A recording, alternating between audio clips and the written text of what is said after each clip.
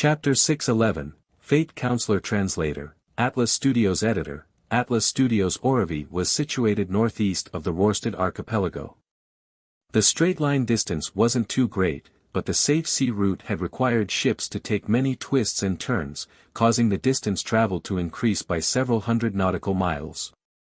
It was originally a primitive island that harbored many kinds of beyonder creatures without any humans inhabiting it. After the hunting era came to an end, the Lone Kingdom banished certain criminals there, causing Oravi Island to gradually have villagers and towns. When more eastern islands were discovered and colonized, the area attracted many new immigrants due to the convenience of the sea route and its rich natural resources, making it a rather thriving port city. The light from the lighthouse tower appeared so warm in the dark environment as it led liners towards the harbor for them to dock. "We've finally arrived. My gratitude to the Crimson Moon and Fate for blessing me." Darkwill jumped off the last gangway and stepped onto solid cemented ground. To be precise, apart from fate, you should thank the Fool and Sea God for their blessings.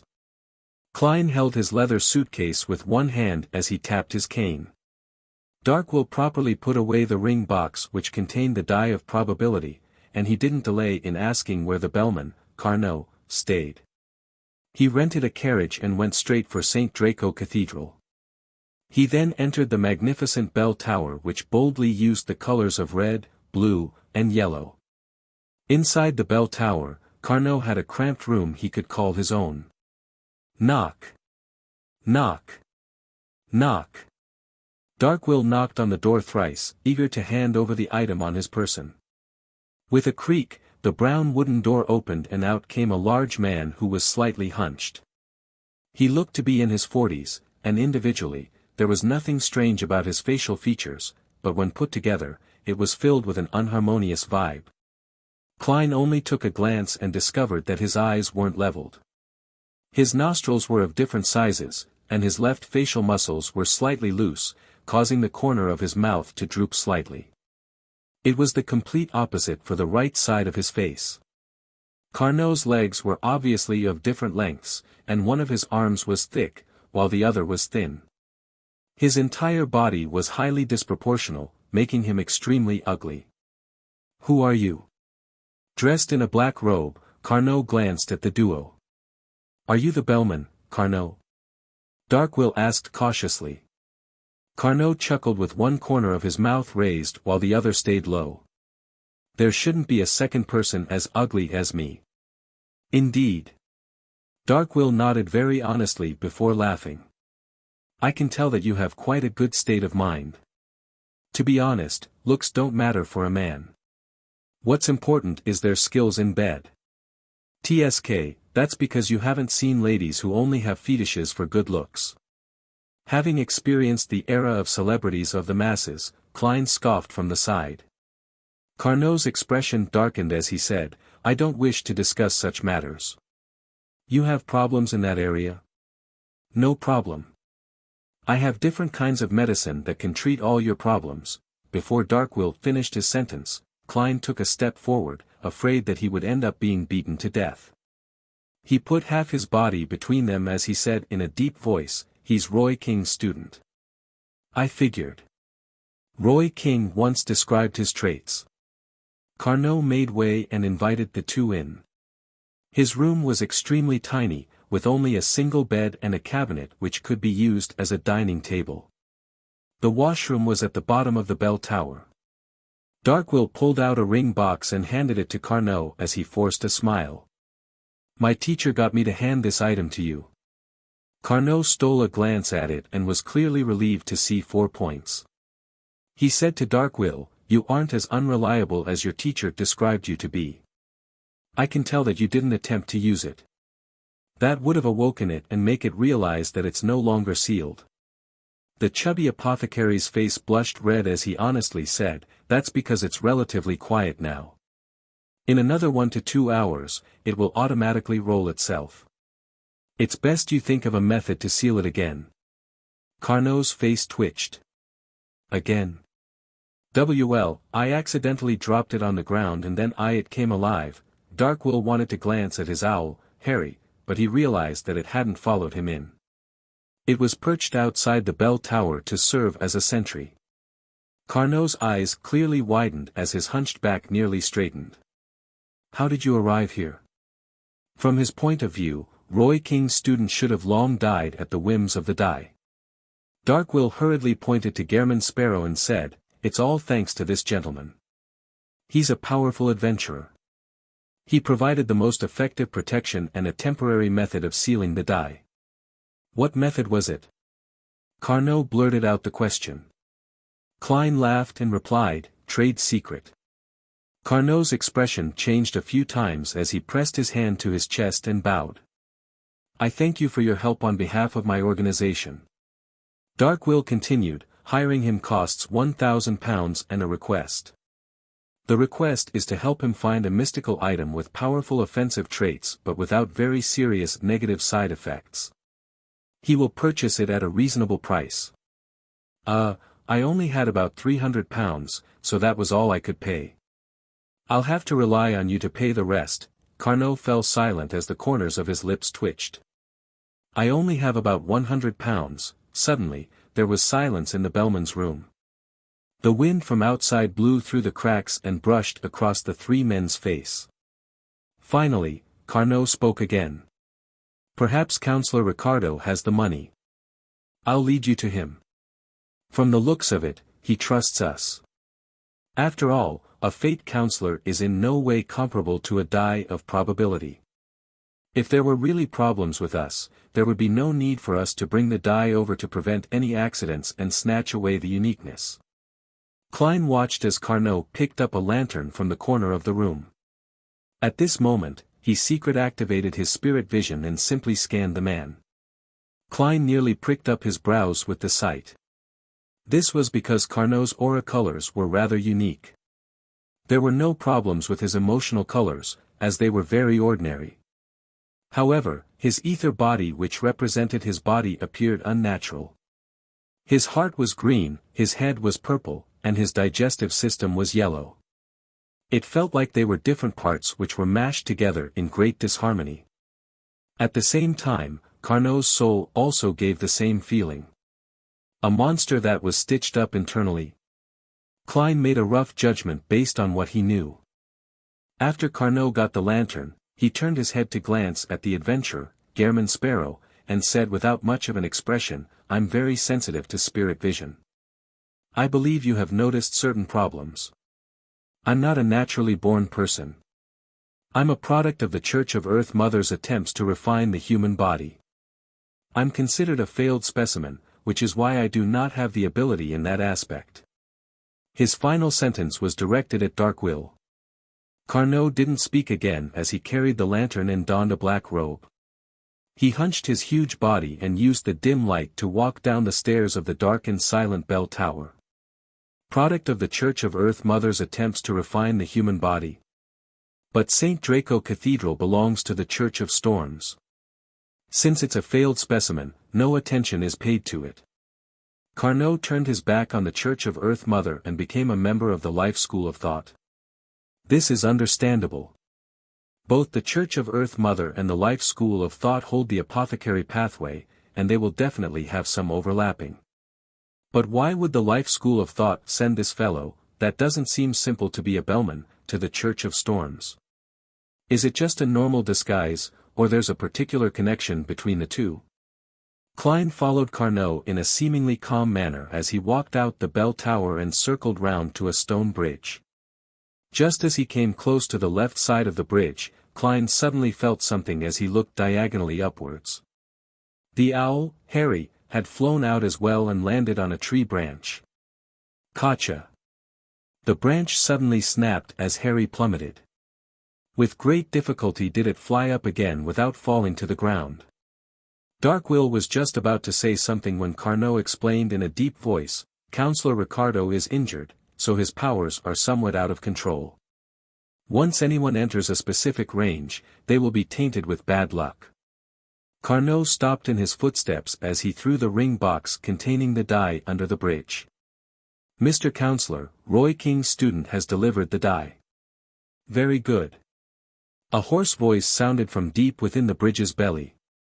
A silver-scaled palm reached out from the darkness as he held down the ring box which had fallen onto the mud. Following that, he opened the ring box and took out the milky white die. His other hand, which was covered in silver scales, also reached out as he held a piece of a paper-like item made of leather. The item resembled a water pipe, but its ends were connected. It revealed a grayish-white color under the crimson moonlight. Its surface had many complicated symbols and labels, as well as many words in Hermes text which pointed to the snake of Mercury, Wuxia. Fate Counselor Ricardo pulled the item apart and stuffed the die of probability into it before connecting the two ends together. Using fate at a small scale to seal the die of probability with periodic boundary conditions, making it remain in a perpetual state of slumber or calm. Indeed, Snake of Mercury Wuxia had foreseen such a situation and had made certain preparations. Klein retracted his gaze in relief, and he heard Ricardo's hoarse voice. I already know of your agreement, Mr. Gehrman Sparrow. I will help you find the mystical item after I've recovered. As for the 700 pounds, I'll immediately augment you with good luck. Go to the few casinos in Orovie and make some bets and you'll receive the corresponding reward. Remember, do not win more than 200 pounds at each casino. You must not win more than 700 pounds in total. Which is to say that you don't have the money either. Seeing how you're hiding while injured, it's considered normal not to have money with you. Klein nodded indiscernibly and said, okay. He waited for about 10 seconds without sensing anything. Counselor Ricardo heaved a sigh of relief and said, you have become sufficiently lucky. Is that so? Klein chose to believe him and didn't disturb Darkwill's report to a senior of how his teacher had been imprisoned. Based on Carnot's introduction, he found a nearby casino and sat at the blackjack table. After about 10 minutes, he walked out of the casino with a blank look. Not only did he not win money, but he had lost a total of 30 pounds. What happened to the good luck? Why did I believe him? That darn old man is terrible. Klein didn't hesitate to return to the stone bridge and approached its belly. That fast? You have pretty good luck. Ricardo laughed as he coughed under the dark bridge. At that moment, Darkwill and Harry had already found a nearby inn to live in. Klein replied without a change in expression, I lost. Lost? Ricardo ruminated over the word and couldn't formulate a sentence for quite a long period of time. In the dark environment, an ordinary owl nervously flew over. Chapter 612, in hand translator, Atlas Studios editor, Atlas Studios. The two street lamps on either side of the stone bridge silently illuminated the street, but they were unable to disperse the darkness beneath. Only the crimson moonlight from high above could barely illuminate the brown soil. Hidden under the bridge, Fate Counselor Ricardo remained silent for quite a while, making Klein suspect whether he had already passed away due to his heavy injuries. He guessed that a large reason as to why the luck augmentation had failed was because of this. Just as Klein was about to ask a probing question to determine the situation, Ricardo coughed and said in a deep, hoarse voice, you live up to the reputation of being a powerful adventurer capable of temporarily sealing the die. What happened has exceeded my expectations. Ahem, I'm very curious as to why my luck augmentation on you had failed. I'm very regretful that I can't come out and meet you in person. Otherwise, I should be able to see what beyonders from other pathways will find difficult to see, even if they possess relatively powerful spirit visions. This is the uniqueness that the fate pathway holds. So the problem lies with me? That's not the point. The point is that you need to reimburse me 700 pounds, no, 730 pounds. Klein cursed as he couldn't help but recall the orphan, Atomisol, who had the nickname of Monster in Tingen City. The young man who was equal to half a sequence 9 had cried out after seeing Klein before falling to the ground. His eyes bled, and the fear he exhibited was as if he had seen a devil. This is because of the uniqueness of the Wheel of Fortune's path of the divine, so he saw something wrong with me. He saw something related to the grey fog. Unfortunately, this fate counselor is quite heavily injured and has a domain of bad luck around him. There's no way for him to help inspect me. I should ask Snake of Fate will Septon when I'm back. Perhaps he might know something. However, this pathway does have the bearing of a charlatan. He might not directly answer me and has a high chance of answering in vague terms. Klein maintained his expressionless attitude and said, then, what do you plan on doing? Ricardo sighed and said, get Darkwill here. I'll augment him with good luck and get him to win the money at the casinos on your behalf. Using the name of the inn counselor Ricardo gave, Klein quickly found the chubby apothecary, Darkwill. Then, while carrying the suitcase and cane, Klein watched as he kept winning money at the major casinos. By midnight, he had already won £750. After receiving the remaining £730, Klein realized a problem. The reason for the luck augmentation's failure was because of him. Why is that so? Klein held close his bulging wallet and frowned as he thought silently to himself. He quickly thought of the thin, invisible grayish-white fog around him and realized the reason. After advancing to Faceless, the gray fog has integrated with reality to a certain extent. Not only can it help me screen off ravings that aren't too powerful, but it can also destroy any influence that changes my fate to a certain extent. Therefore, this counselor's luck augmentation was ineffective. According to this logic, bad luck to a certain extent shouldn't affect me either. What the heck? It doesn't make me become some unlucky fool, but it also destroys my chance of being a lucky man or winner. Klein secretly shook his head and followed Darkwill and the owl back to the stone bridge.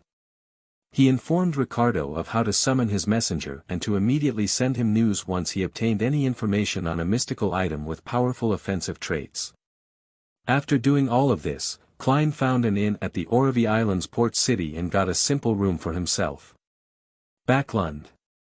In the morning. Emlyn White walked under his favorite gloomy skies, moving through the thick fog that couldn't be compared to those in November or December as he once again arrived outside Northborough's 7, Pinster Street. After pulling the doorbell, he straightened his back as he lifted his chin and waited patiently. When Leonard opened the door, he looked at the handsome but detestable face before making way and allowing the visitor to enter. He was still dressed in his home wear, comprising of a white shirt and black trousers. However, he had an additional dark-colored vest draped over him. "Have you considered the matter?" Leonard asked with a smile. "No problem." Since it wasn't his money, Emlyn had no intention to haggle. He even believed that with the attitude displayed by Leonard, there was a high chance of having the price raised if he tried. Leonard gently nodded and smiled. "Very rich. I can tell that you're trying to lead me to say more." Emlyn silently scoffed and replied, "That's not something you need to concern yourself with." With that said, he raised the suitcase in his hand and opened it, revealing £7,000 in cash. Leonard took out each stack of cash and thoroughly checked it carefully. Then, he pulled off the red glove he wore on his left hand and handed it to Emlyn. "This is the mystical item you require. It can change colors to disguise itself. It's called Tinder. It can raise the wearer's charm, making his words be equipped with great persuasiveness. It can steal the beyonder power of a target within 50 meters. The more you understand the target, the easier it is to steal the power you wish to steal. The less you know, the more random it becomes, and it relies on luck. When the target is at sequence 6, there is a chance of failure. The higher the sequence, the higher the chance of failure. After the theft succeeds, the target will lose that beyonder power, and it will take at least 12 hours to recover. The owner of Tinder will be able to use it adeptly for 10 minutes. And the reason why it's expensive is because it has very few negative side effects." Emlyn, who silently took in the introduction, had his interest piqued by a mystical item like Tinder. He asked, "What are its negative side effects?" Leonard combed his hair and smiled. "First, when wearing it, there is a small probability of losing something on you. Second, when using it, a particular beyonder power belonging to you will be lost for at least 12 hours, but during this period, it will be the only beyonder power lost. In other words, even if it's used repeatedly, there will only be one power lost the entire time. Compared to the many sealed artifacts I know of, its negative side effects are indeed trivial. Emlyn cleared his throat as he nodded. He received tinder and checked it carefully before taking out the stacks of cash from the suitcase and placing them on the coffee table. Following that, he placed the glove into the suitcase and didn't take it with him directly. With the suitcase, Emlyn returned to the Harvest Church just like he did before. Once he entered the priest's break room, he set up a sacrifice ritual. The illusory and mysterious door opened as the red glove tore through the dark and deep void as it was sent directly above the gray fog. At the moment the gray fog made contact with the glove, a tiny, distorted, terrifying face suddenly appeared. It kept evaporating as it struggled to sustain itself. Upon seeing this scene, Klein wasn't surprised. After all, the grandpa residing in Leonard's body was an angel of the Marauder pathway. If Amon could do it, it was quite certain that he was capable of doing the same. For this, he had made sufficient preparations. He believed that even if the grandpa had really reached Amon's level, he was able to wipe out the corresponding aura without making him sense the existence of the gray fog, making him take action on Emlyn.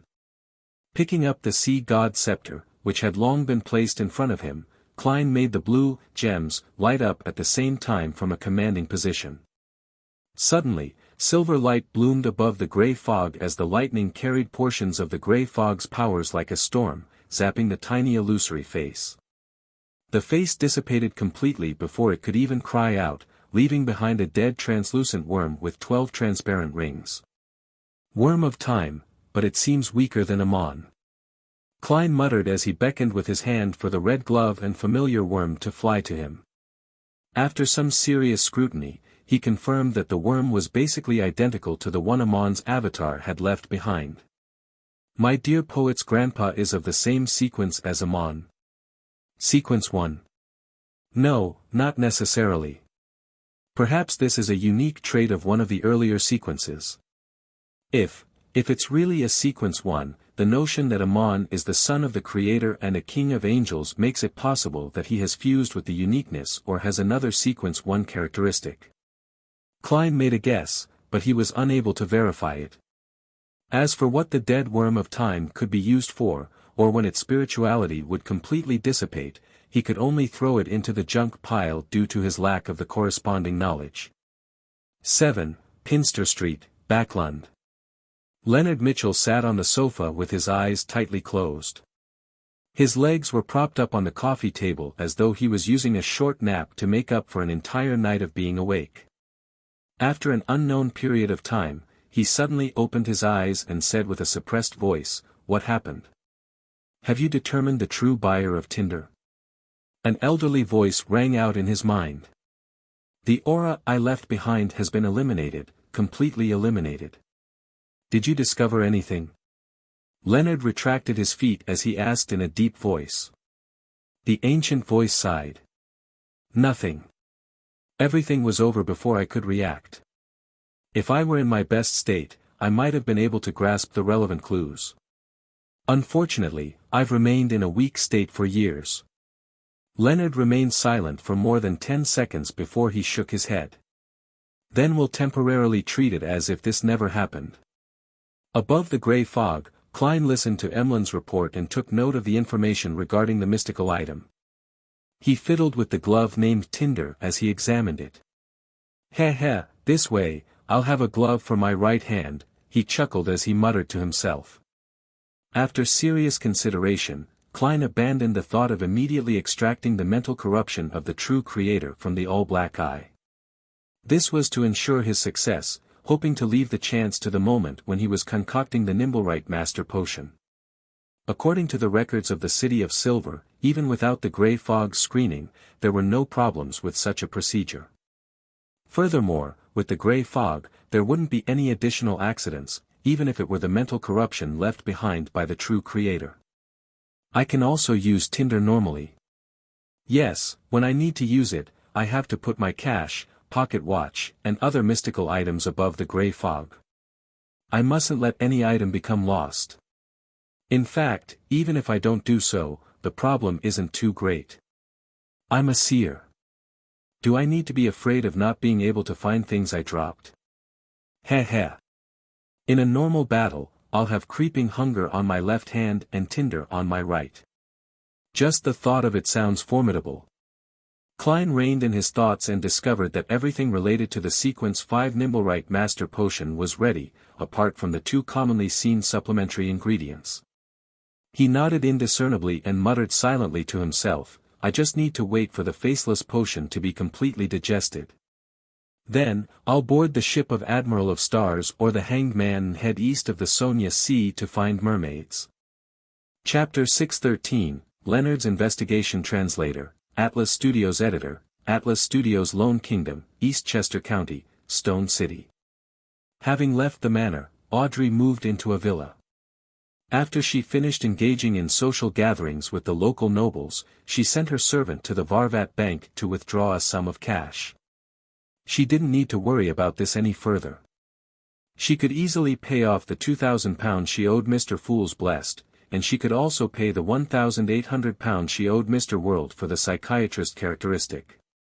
15 minutes later, Audrey opened the room to her bedroom and glanced at her personal maidservant, Annie, who was monitoring the servants while they did their work. She looked down at the golden retriever who was sitting by the side of the wall and smiled. With a smile, she suppressed her voice and asked with shining eyes, Susie, you'll receive a gift in a while. Are you looking forward to it? If it were in the past, Audrey would have definitely said, Susie, your present is here, making the golden retriever realize that she could find the actual item in the room as well. Otherwise, it was very easy for Susie, who had been studying the basics of mysticism, to guess that Audrey had used ritualistic magic. With this new sentence structure, the situation could have Audrey receive a mysterious letter or news in her bedroom to confirm that the gift was about to be delivered. There would be too many possibilities as a result of this. Susie could read the joy and sincere attitude deep inside Audrey's heart as she subconsciously opened her mouth, hoping to stir the air to produce a voice. She had wanted to inquire about the gift, but she sharply sensed that Audrey's personal maid, Annie, was approaching. The alert Susie abandoned her original thoughts. She returned to the state of being an ordinary dog as she slowly wagged her tail to express her joy and anticipation. After making an excuse to head out, Audrey entered a chemistry laboratory that she had specially marked out for herself. She placed the psychiatrist characteristic and supplementary ingredients on the table. Susie, do you still remember the potion concocting process? She cleared her throat and straightened her back as she excitedly played the role of a teacher. Woof, I remember. Susie already knew what her present was. In her joy, she barked. Audrey added, try to concoct it by yourself. Susie looked down at her paws and suddenly fell silent. Audrey was taken aback before a brief silence ensued. A few seconds later, before the golden retriever could speak, Audrey covered her mouth without any atypical response and giggled. All right, Susie, there's no need to say a word. I know what you wish to say. You wish to express the fact that you're only a dog and am unable to concoct the potion, right? How embarrassing. At the same time, Audrey, who wore a charming and graceful external bearing, face-bombed herself inwardly. Woof. Susie nodded forcefully. Audrey took the opportunity and turned around. Soon, she finished concocting the psychiatrist potion. She had previously asked Susie and learned that she had already finished digesting the potion on Wednesday. That's less than 2 months. Yes, a large reason has to do with how Susie isn't being noticed. She can run about anywhere in the manor or villa and eavesdrop, allowing her to read the true thoughts of the maidservants. That's good as well. She will always share the tidbits with me. If not for her, I wouldn't have known of the dark sides of many people who appear normal and kind usually. Audrey poured the potion into a bowl and placed it on the floor. She watched as Susie went over and began licking the potion as she couldn't curb the anticipation in her heart. Susie might be influenced by the potion and become unstable. But it's all right. Psychiatrist Miss Audrey is already prepared to use placate at any moment. Yes, I prefer the name psychoanalysis. That sounds more professional.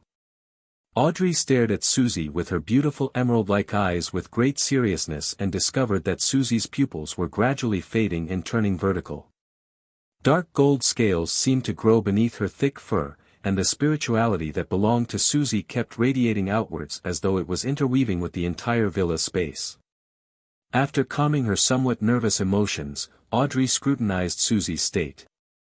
As long as something abnormal happened to Susie, she would immediately use the beyond her power, psychoanalysis.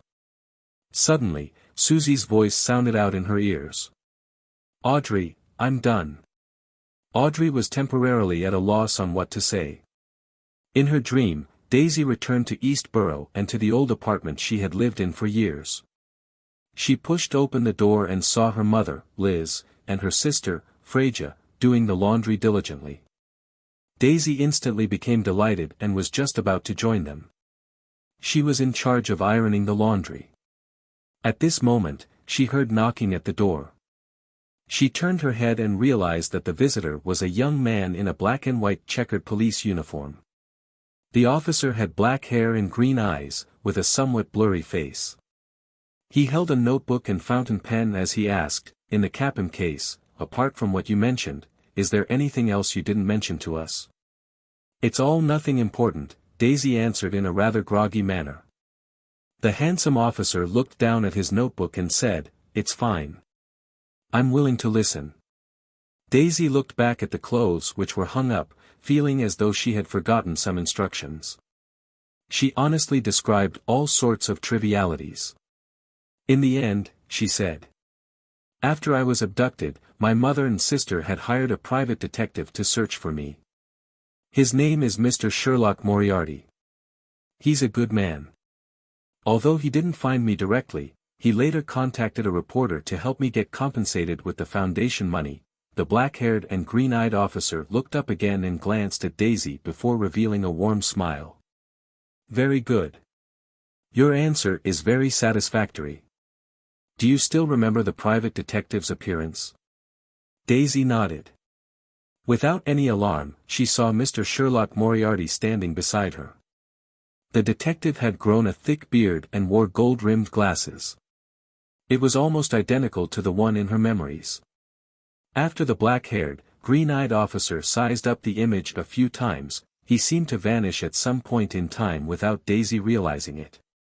For some reason, her mother and sister had also vanished. She ran through Eastborough in search of the familiar figures, but she ultimately woke up from her depression and sorrow. When she saw the dark ceiling of her school dormitory, she lay there in a daze for seconds. Daisy didn't make a sound as she turned her body and buried half her face into the pillow. By the corners of the pillow, a wet stain gradually spread out. The person who had entered Daisy's dream was none other than Leonard Mitchell. Although his investigation of the commonalities of the two cases was to give him time to deal with matters of his own, he didn't forget to act in a perfunctory manner. In the end, he really discovered a problem. In the cases of Lenivas and Capim, a private detective named Sherlock Moriarty was involved, including his friend, reporter Mike Joseph. Although they had only appeared on the outskirts of this matter, it's also a direction for the investigation. That Sherlock Moriarty looks somewhat familiar. Which fugitive is he? Leonard recalled what he had seen in the dream as he wore his red glove and entered the basement of St. Samuel Cathedral. Just as he greeted the team captain, Soest, he saw a partner approach and hand him two thin sheets of paper. The information regarding the red-eyed man from the Harvest Church is all here. Thank you. Do you want to have lunch together? Leonard asked with a smile. The Nighthawk shrugged and said, "No, as long as you stop making me have nightmares." Deal. Leonard smiled as he received the dossier. He stood there without being in a hurry to sit down as he casually browsed through it. Emlyn White. A vampire. Currently under the jurisdiction of the Church of Earth Mother. He once vanished for a period of time. His parents had hired private detectives to find him. Thanks to a particular Mr. Stewart, this matter was ultimately resolved by the famous detective, Sherlock Moriarty. Leonard's smile gradually froze as his expression turned serious. Sherlock Moriarty. He repeated this name in his mind.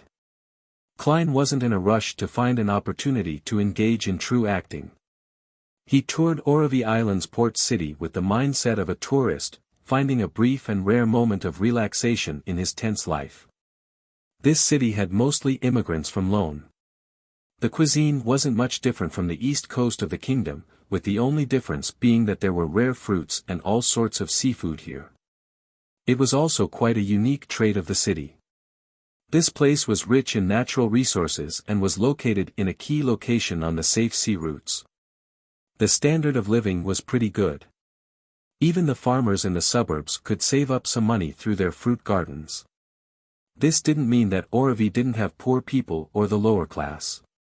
This class was mainly made up of people who were former slaves. Lone's parliament had long abolished slavery. After chewing a juicy and sweet fruit, Klein watched the sky turn dark. He took a turn at the corner of the street and entered a bar named Sweet Lemon. It was a famous gathering place for adventurers in Orovie. Klein planned on buying the 2 remaining supplementary ingredients of a Nimblewright Master, the relatively common Drago tree bark and Sonia Golden Spring water. At this moment, the bar was rather lively.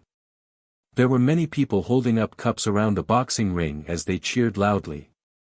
There were people who looked like adventurers at the surrounding tables. They were discussing all kinds of rumors in hushed tones. Just as Klein was squeezing towards the bar counter, he suddenly heard his name. "I'm Gehrman Sparrow. You should know who I am. I received a treasure map and need to hire some helpers. It's not because I'm afraid, but it's because I can't carry that much treasure alone." A green-eyed man in his 30s held half a glass of liquor and spoke to 2 men and 2 women in the corner. It was a mystery if they were merchants or adventurers. "You are also named Gehrman Sparrow? Treasure map, why does it sound like a scam? My killing of Wormtongue has already reached this place from Byam." "Yes, it was likely communicated via a telegram or visitors. Therefore, many people know of my name and deeds but do not know what I look like. Cheats are using this opportunity to pass themselves off as me to cheat others." Klein moved over as he came to a realization. The green-eyed man drank a mouthful of liquor and slammed the glass onto the table. "I don't mind whether you refuse or agree, but I hate it when people make me wait. Do you wish to be like Wormtongue?" The young man opposite him said, slightly intimidated, "I know you're a powerful adventurer, so..." The green-eyed man cut off the man's words. At that moment, he felt his collar tighten as he was lifted up by someone and thrown out the door. Klein didn't provide an explanation as he directly threw the man out of the door with a stoic expression. Then, he drew his revolver and aimed it at the spot where the man had fallen to the ground. He pulled the trigger without any hesitation. Bang! Just as the green-eyed man fell to the ground, he saw a spark light up at the ground near his crotch. He was so frightened that he swallowed back his cursing and scrambled away. Without any explanation, his weak performance proved that he wasn't Gehrman Sparrow. Klein ignored the victim who stood there in a daze. He politely blew at the mouth of his revolver before stuffing it back into his underarm holster. Following that, he walked slowly to the bar counter in the resulting silent atmosphere. Chapter 613, Leonard's Investigation. Translator, Atlas Studios Editor, Atlas Studios, Lone Kingdom, Eastchester County, Stone City. Having left the manor, Audrey moved into a villa. After she finished engaging in social gatherings with the local nobles, she sent her servant to the Varvat Bank to withdraw a sum of cash. She didn't need to worry about this any further. She could easily pay off the £2,000 she owed Mr. Fool's Blessed, and she could also pay the £1,800 she owed Mr. World for the psychiatrist characteristic. 15 minutes later, Audrey opened the room to her bedroom and glanced at her personal maidservant, Annie, who was monitoring the servants while they did their work. She looked down at the golden retriever who was sitting by the side of the wall and smiled.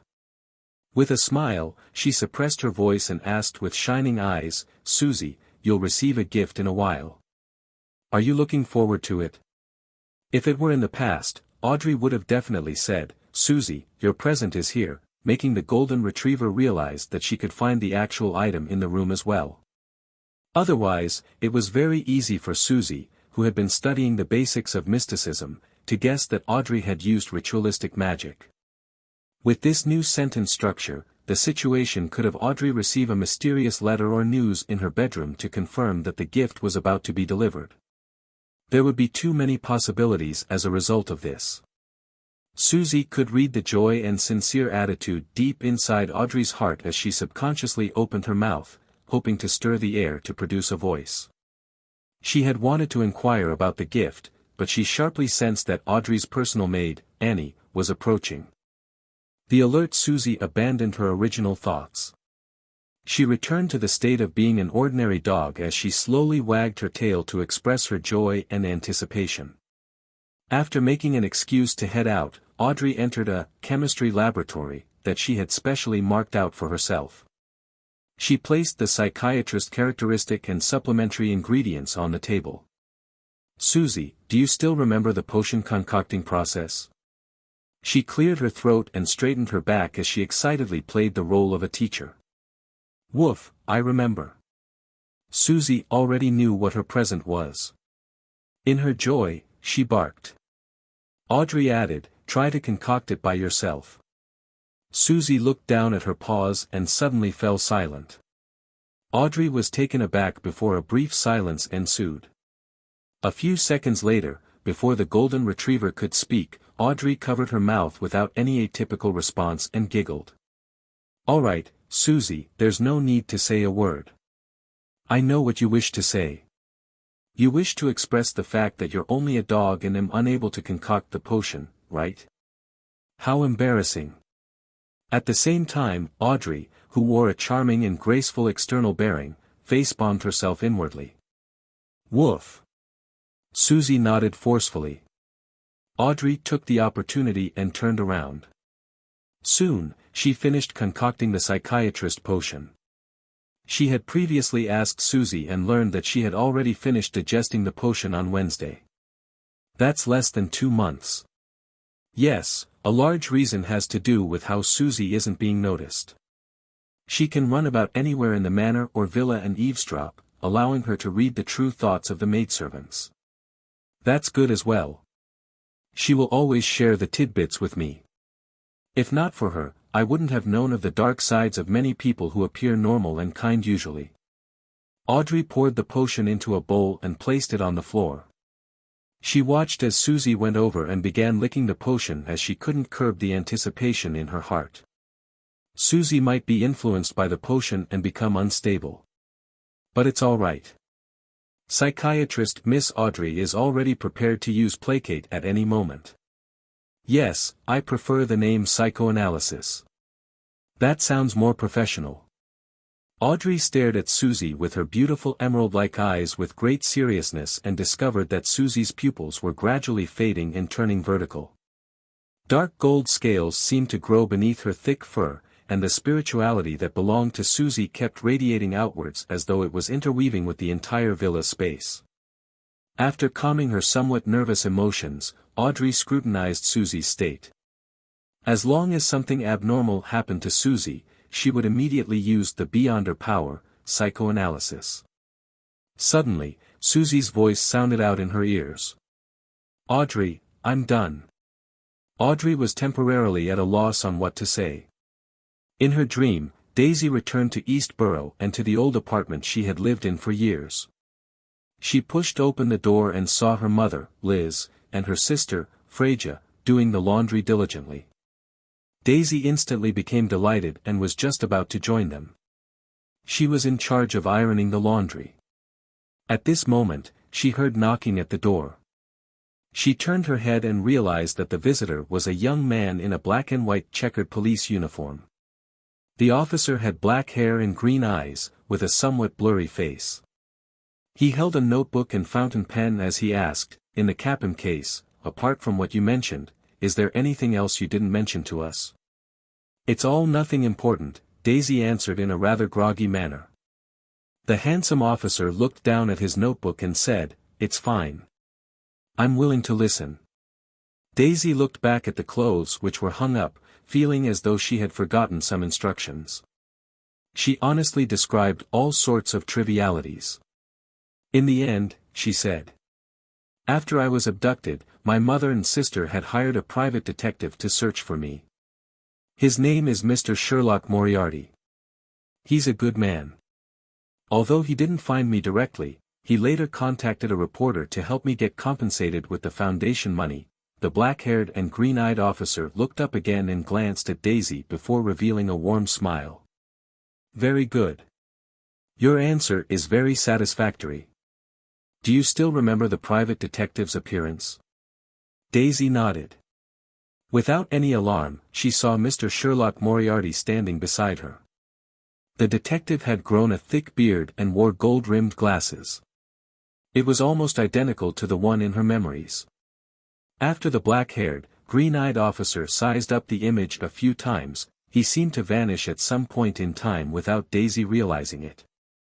For some reason, her mother and sister had also vanished. She ran through Eastborough in search of the familiar figures, but she ultimately woke up from her depression and sorrow. When she saw the dark ceiling of her school dormitory, she lay there in a daze for seconds. Daisy didn't make a sound as she turned her body and buried half her face into the pillow. By the corners of the pillow, a wet stain gradually spread out. The person who had entered Daisy's dream was none other than Leonard Mitchell. Although his investigation of the commonalities of the two cases was to give him time to deal with matters of his own, he didn't forget to act in a perfunctory manner. In the end, he really discovered a problem. In the cases of Lenivas and Capim, a private detective named Sherlock Moriarty was involved, including his friend, reporter Mike Joseph.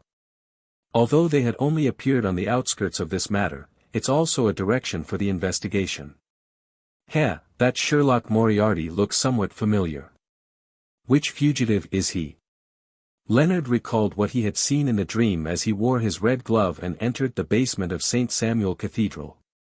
Just as he greeted the team captain, Soest, he saw a partner approach and hand him 2 thin sheets of paper.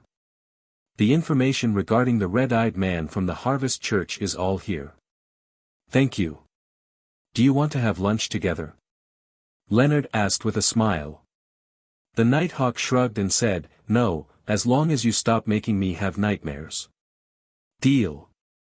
Leonard smiled as he received the dossier. He stood there without being in a hurry to sit down as he casually browsed through it. Emlyn White. A vampire. Currently under the jurisdiction of the Church of Earth Mother.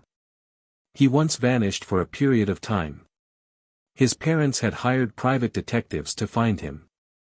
Thanks to a particular Mr. Stewart, this matter was ultimately resolved by the famous detective, Sherlock Moriarty. Leonard's smile gradually froze as his expression turned serious. Sherlock Moriarty. He repeated this name in his mind. Klein wasn't in a rush to find an opportunity to engage in true acting. He toured Orovie Island's port city with the mindset of a tourist, finding a brief and rare moment of relaxation in his tense life.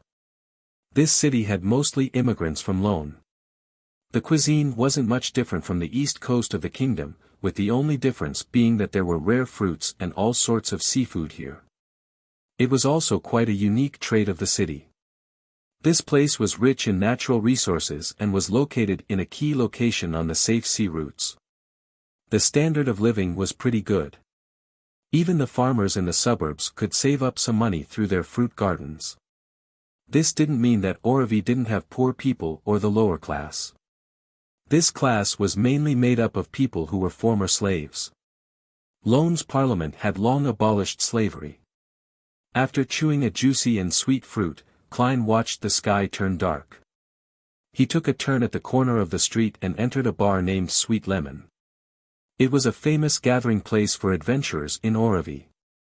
Klein planned on buying the 2 remaining supplementary ingredients of a Nimblewright Master, the relatively common Drago tree bark and Sonia Golden Spring water. At this moment, the bar was rather lively. There were many people holding up cups around the boxing ring as they cheered loudly. There were people who looked like adventurers at the surrounding tables. They were discussing all kinds of rumors in hushed tones. Just as Klein was squeezing towards the bar counter, he suddenly heard his name. "I'm Gehrman Sparrow. You should know who I am. I received a treasure map and need to hire some helpers. It's not because I'm afraid, but it's because I can't carry that much treasure alone." A green-eyed man in his 30s held half a glass of liquor and spoke to 2 men and 2 women in the corner. It was a mystery if they were merchants or adventurers.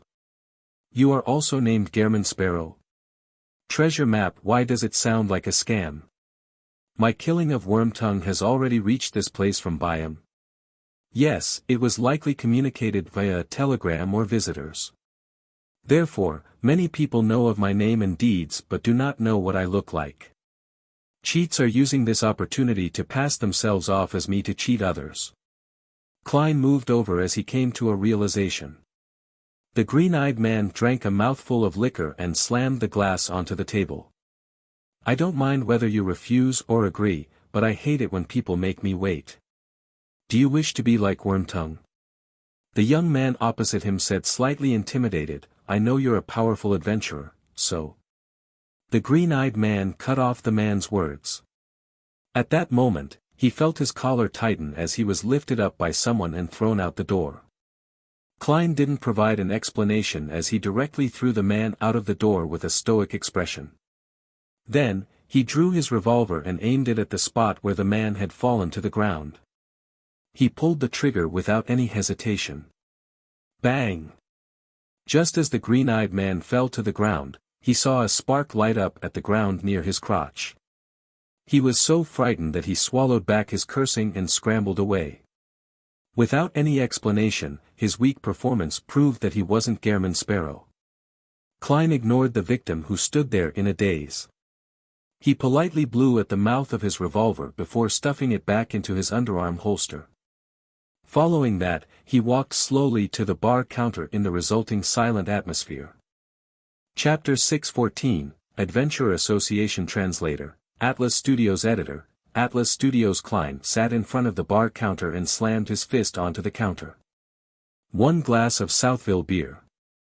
Behind him, a few bouncers hesitated about whether to come over to give him a warning or pretend that no one had fired a shot. The bartender signaled to the bouncers with his eyes as he picked up a glass and chuckled. "Why don't you try a cup of sweet lemon? Our boss once went to Trier to learn cocktail mixing. He has mastered many of the cocktail recipes left behind by Emperor Roselle, and he has created the most popular sweet lemon in Orovie on his own." Klein wasn't moved as he calmly replied, "I only drink beer." "All right." The bartender wasn't in a rush to get the bottle of Southville beer as he said with a smile, "Sir, are you an adventurer?" Klein nodded without saying an answer. The bartender didn't hesitate as he said with a smile, "Perhaps you should meet our boss. He's very friendly to new adventurers and is willing to treat them to drinks. Besides, there will be some aid offered to you." Klein, who had come with the intention of purchasing the supplementary ingredients of a Nimblewright master, didn't reject the offer. He took out a brass penny and flicked it before catching it firmly. He placed the penny on the bar counter as a tip to thank the bartender for the information before slowly standing up and walking to the second floor under the lead of a bouncer, where he entered a room at the other end of the corridor. The room was covered with thick, brownish-yellow, soft carpet. There was a faint smell of high-quality coal burning, mixed with the aroma of a cigar. A middle-aged man with his blonde hair combed neatly backwards was leaning on a reclining chair, sucking at his cigar as he read the papers. Surrounding him were 6 bodyguards. Although Klein wasn't a beyonder of the spectator domain, and he was unable to determine any unique traits or the strength of these bodyguards, nor was he from the Mystery Prior or Monster Pathway, he could see certain secrets. He could notice things others wouldn't be able to discover, but his spiritual intuition made him believe that these bodyguards were definitely beyonders who could threaten him to a certain extent. The middle-aged man put down the newspaper and pulled at the collars of his black shirt before slowly standing up. He extended his right hand and said, "Welcome to Orovie, my adventurer friend." His blue eyes had a smile to them as he looked rather sincere. Klein extended his right palm and smacked palms with him without a word. He was waiting for the man to speak. The middle-aged man pointed to a sofa opposite the reclining chair and chuckled. "I'm the boss here, Bilt Brando. I was once an adventurer with quite considerable strength. I've lived to this day and have earned quite a bit." He's very confident with his strength, thus, daring to directly say it. Klein didn't stand on ceremony as he sat down. He leaned his body slightly forward as he expressionlessly waited for Bilt to begin talking. Seeing no response from the adventurer, Bilt sat down again and sucked at his cigar before leisurely saying, "To be honest, there's a motive behind me meeting with every new adventurer." He pointed to the sea map on the desk in the table. He said with a magnetic tone, "East from the Worsted Archipelago is where the sea gets progressively messier. The strength of the military and church begin to dwindle, to the point of them only being able to protect their own harbors. The sea around here is a pirate playground, extremely disadvantageous to us adventurers. Therefore, I wish to organize everyone to form a loosely connected alliance, so that we can band together when faced with danger. This alliance doesn't have any strong binding terms. You can choose to turn a blind eye when other adventurers encounter danger, and no one will punish you. However, if you were to encounter a similar situation, don't hope for help to be provided. In addition, I can promise one point: adventurers of the Alliance will be able to get the prices of the lowest nature when purchasing items from me. When selling their spoils, they will at least get market price." After finishing the description, Bilt smiled at the new adventurer. He chuckled and asked, "What do you think of it? Are you interested in joining this loose alliance? Don't worry. You won't need to make any additional payment. Our purpose is only to render assistance when faced with pirates." Klein nodded.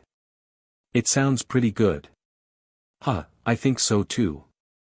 I once thought of naming this association the Adventuring Brotherhood, but I felt that Brotherhood is overly constrained, so I changed it to Adventurer Association," Bilt said in a self-deprecating manner.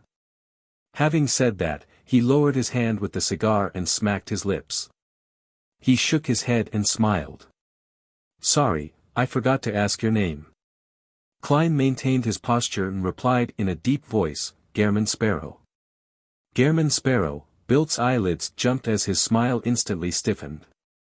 The guards around him clearly tensed up as though they were facing a formidable enemy. Bilt rapidly composed himself and didn't verify whether he was the real Gehrman Sparrow or a cheat who was only passing off as Gehrman Sparrow. He chuckled and said, "Is there anything you wish to buy? I have quite a lot of good stuff over here." "Sonia's golden spring water," Klein said with a calm expression while inwardly feeling cautious. He didn't mention the Drago tree bark since there was a high chance of buying the ingredient at herb stores. Bilt Brando heaved a sigh of relief and smiled. "Easy. £30 for 100 milliliters, trust me.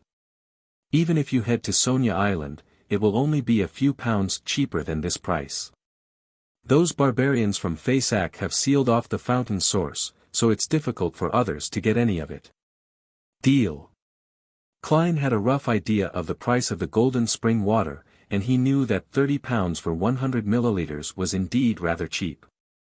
After completing the deal, Bilt was just about to speak after some deliberation when he suddenly heard knocking. After receiving his permission, a bouncer entered and leaned over, whispering into his ear. Bilt's expression instantly sank as his entire person appeared abnormally cold. He suffused an indescribable killing intent. Indeed, he has quite impressive strength. If he wasn't a famous adventurer in the past, he was a famous pirate. He should be a mid-sequence beyonder.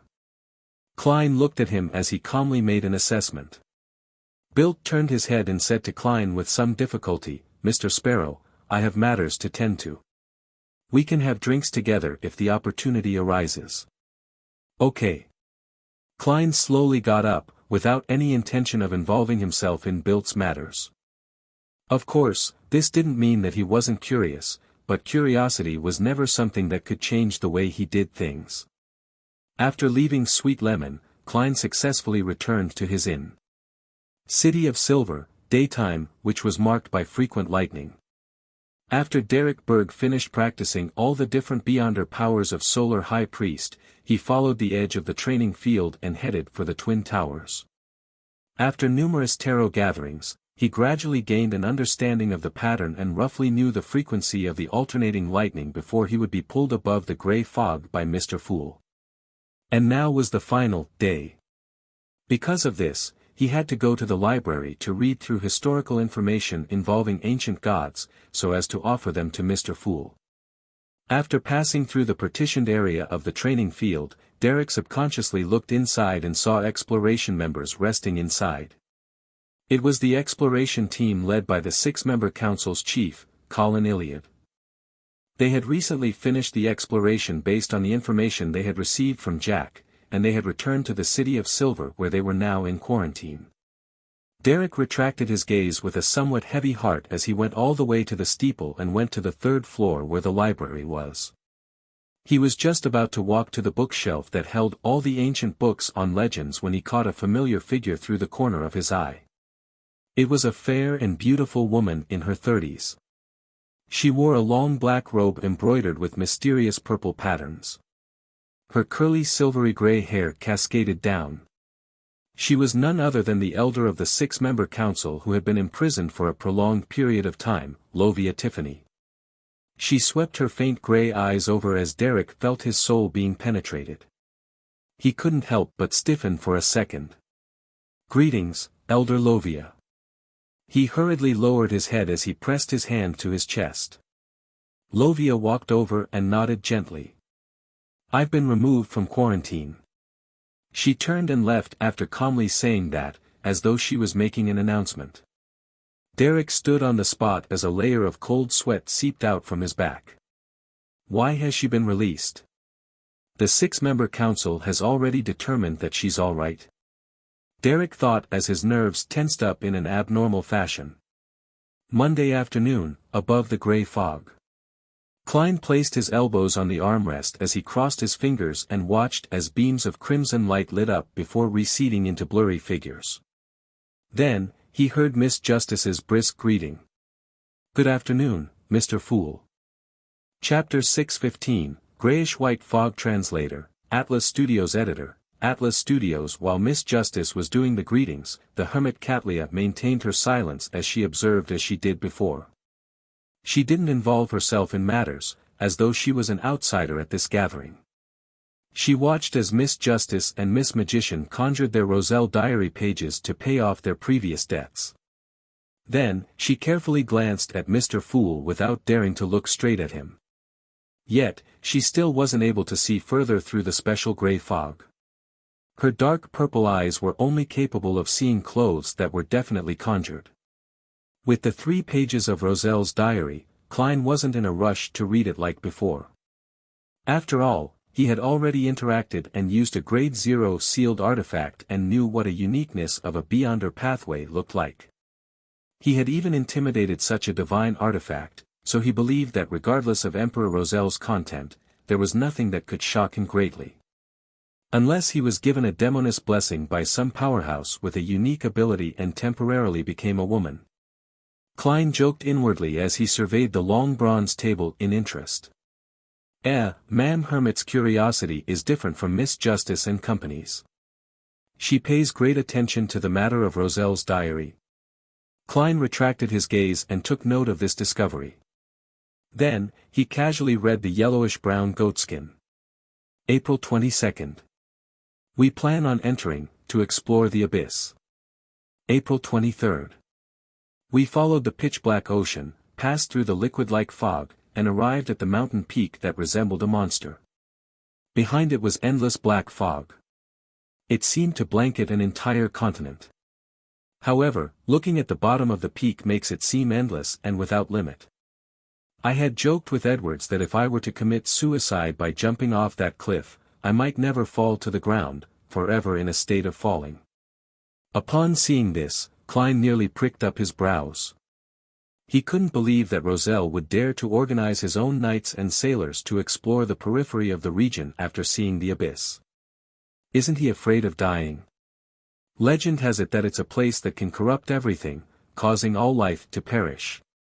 At this stage, Roselle definitely hadn't reached sequence 4, and he wasn't a demigod. He was at best a sequence 5, or even lower. If it were me, I definitely would have turned the boat around and reported it to the church. In that instant, Klein gained a deep understanding of the huge difference between him and Roselle. In addition, Roselle's description of the abyss's periphery had reminded Klein of the mysterious stone doors of Amon's mausoleum. A similar scene had appeared after the Church of Steam and Machinery's Archbishop Horemic's puppet made contact with it. I wonder what Roselle discovered there. At the very least, he didn't die from his exploration. He still had an exciting life after that. Klein moved his gaze down and read the remaining content on the diary page. April 24th. We proceeded down the peak in an attempt to probe deeper. The thick black fog is biting cold, as though it can erode flesh and the soul. Luckily, the Dark King I'm on board has certain items that resist this corruption, or I'll suspect that me and my Knights of the Apocalypse will become members of Farron's one undead legion. It's very quiet, and we didn't discover anything. April 25th. We saw devils, but they were in the form of rotting corpses. Behind the black, jagged mountain, below a slush-filled opening that one cannot call a path, there were different devil corpses that were either in normal or unimaginable places. It was as though they had all been killed at the same moment. April 26th. Either corpses or silence, there's no end up ahead. The items on the Dark King has begun to show signs of corruption. I've seldom had fear over the past few years, but here, that fear of the unknown is like an invisible hand that clasps my heart tightly. I have to leave. I have to return. I can't stay here any longer. What happened after this? Emperor Roselle was very successful in escaping the abyss's periphery, or did he encounter something else? What does the abnormality over there symbolize? An intense battle? Klein subconsciously had some sense of anticipation as he flipped to the second page, only to be let down that it wasn't connected. May 8th. My beloved Bernadette is almost 2. The older she grows, the more likable she is. She's indeed a young lady who doesn't let down the excellent genes of her mother, and I, hearing her clearly call me daddy and seeing her bubbly figure, I suddenly felt a sense of satisfaction. Ever since I transmigrated to this world, I've done many things. I can say that some aren't honorable, but I've not felt any shame about it, nor have I ever regretted it. On the one hand, this has to do with me finding it very difficult to curb my desires, making it easy for me to be influenced by my environment. I have to thank fate that I've not met a desire apostle from the devil pathway. According to the records, I would definitely succumb to beyonders of this sequence. I might even be instantly killed. On the other hand, I still have a sense of alienation from this world. My parents in this world are very nice to me. I've also worked hard to make them proud, but I know that my feelings for them aren't substantial. Similarly, this is how I treat Matilda. It's more a possessive instinct rather than love.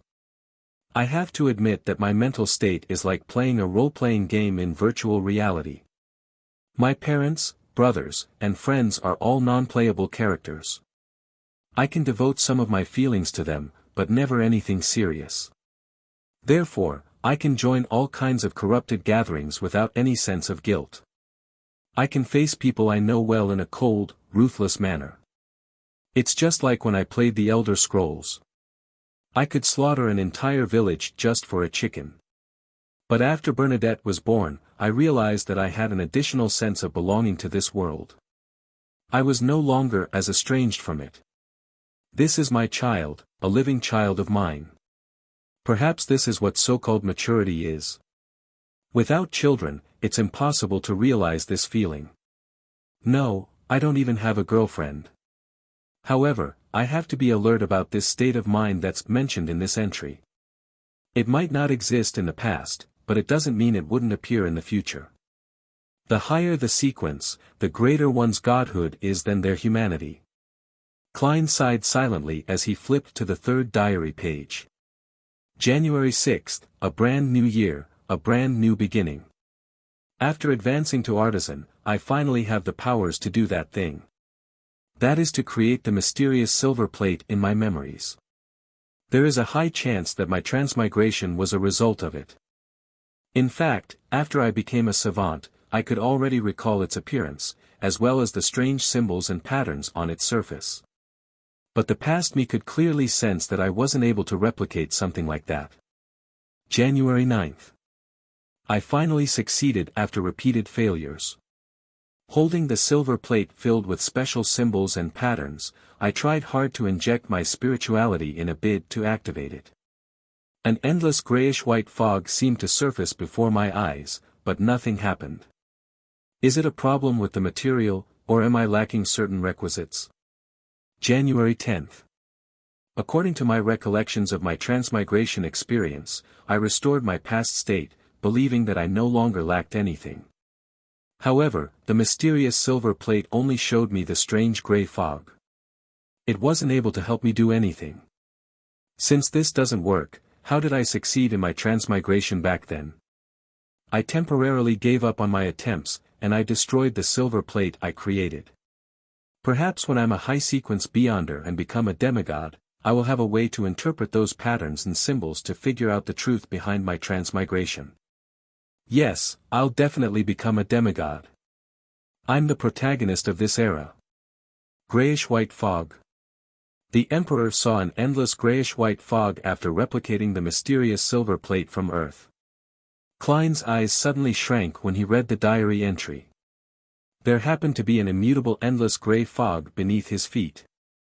Could it be that our transmigrations have to do with this mysterious space? But why is the Emperor unable to enter, but I can?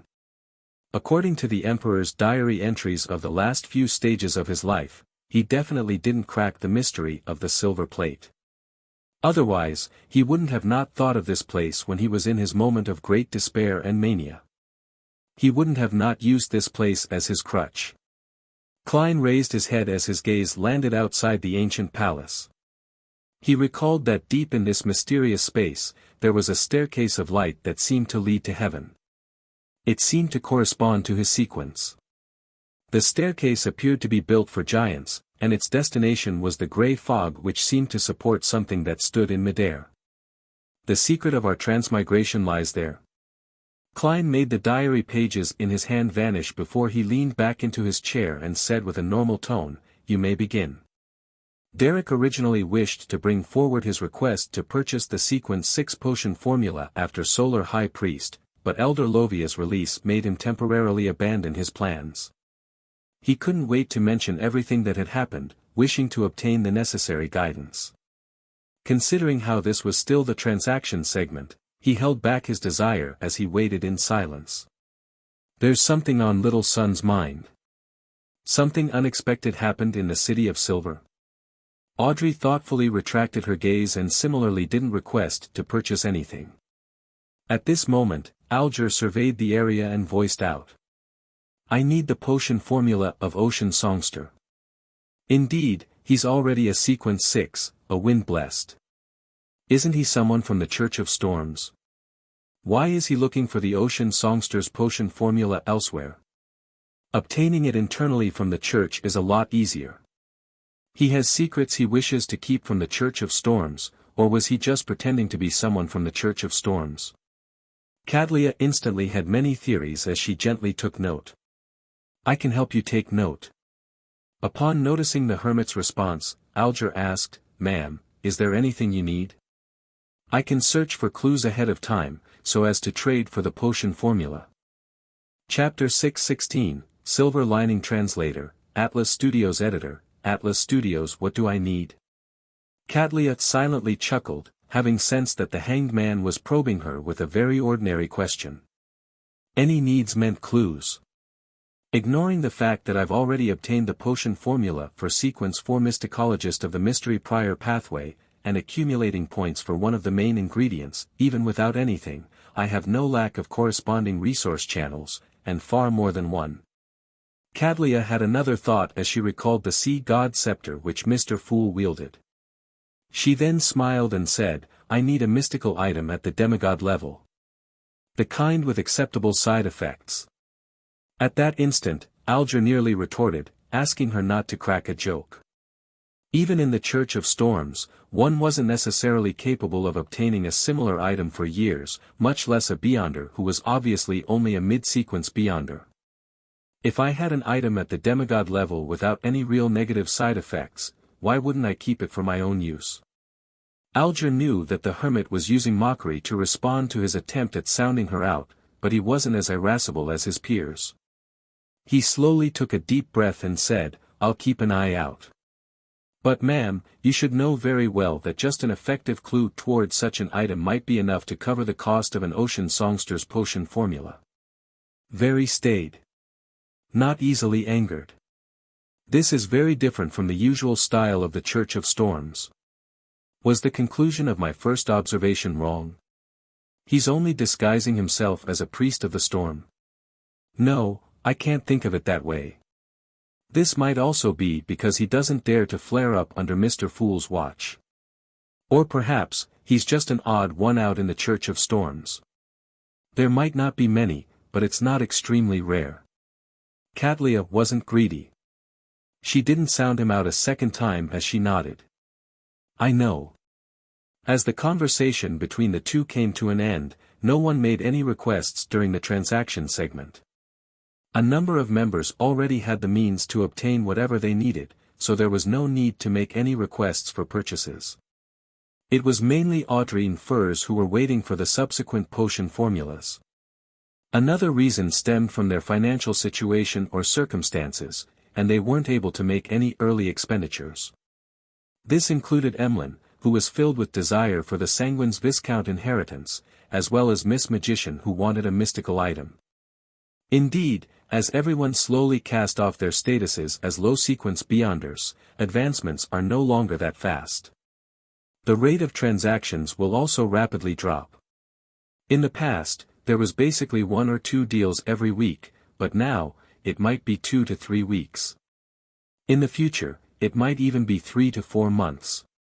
Without knowing whether it was for the better or worse, Klein nodded gently to indicate that it was time to engage in the free exchange. Audrey looked at Derek and waited for him to describe the unexpected situation at the City of Silver. Derek didn't let her expectations down. Before anyone could speak, he earnestly said, Elder Lovia has been released. I encountered her at the library. Shepherd Lovia has been released. Using flesh and blood, the entire team that she led was corrupted by the true creator, so how can she be without any problems? What is the 6-member council thinking? Klein originally wanted to say something along the lines of, if there's nothing wrong with Lovia, I'll chop off my head and gift it to the true creator to be kicked like a ball. However, considering how swears and curses involved deities in them and might lead to terrible consequences, he rationally changed his thoughts. Of course, I don't have to be that careful with me above the grey fog. He sighed inwardly. Elder Lovia has been released. That shepherd. Audrey quickly recalled what the name meant. Back then, Little Sun had used Blasphemer Amon's possession. Mr. Fool's helped to expose the fact that the entire exploration team had been corrupted by the true creator. As for the team, it was led by Lovia. Her job as a shepherd happened to correspond to the secret suppliant pathway of the true creator. Yes. Derek nodded earnestly as he looked towards the hanged man. Alger thought for a moment before asking, has your chief returned to the City of Silver? Why would Mr. Hanged Man suddenly ask about this? Ah, right. To release such an important figure, it's impossible that the other elders of the 6-member council wouldn't wait for the chief's return. If the chief has yet to return, and that they had decided this without his consent, it goes to show that the situation is even more terrible than one can imagine. It was so terrible that they couldn't even await his return. If the chief has already returned, then the reason for releasing Lovia has a high chance to do with the outcome of the exploration. This is because, according to Little Sun, this is the only exploration in recent times for the City of Silver. Sigh, why didn't I think of this? Audrey, you're still lacking in experience. Audrey reflected and consoled herself in thought. Yes, not long ago. Derek was surprised by Mr. Hanged Man's accurate guesses. At this moment, Furs, who had been listening quietly, combined what she knew from before and suddenly had an idea. Mr. Sun, could this be the situation? Your chief led the exploration team and that little boy, Jack, to seek out a path that leads to the outside world, but they realized that the power of the true creator is required. Heh, this isn't a lie I'm fabricating, but an inference of the facts. The father of that boy, Jack, belonged to the Aurora Order, and they were seeking the holy residence of the true creator before arriving where you are. Therefore, for the entire city of Silver, your chief decided to release Shepherd Lovia after returning. If that's really the case, Mr. Sun would be in grave danger, Audrey said with worry. Furza's words sank Derek's heart. At this moment, Alger shook his head. No, I have the exact opposite belief. Miss Magician's inference is identical to my theory, but I believe this will make it safer for the Sun. Why? Derek's heart calmed down as he asked. Isn't that simple? Balance. Klein scoffed inwardly. The danger of the true creator is noticeable by any sentient creature with eyes and a brain. Your chief will definitely not put all his chips on him. He definitely needs a force that can counterbalance the true creator.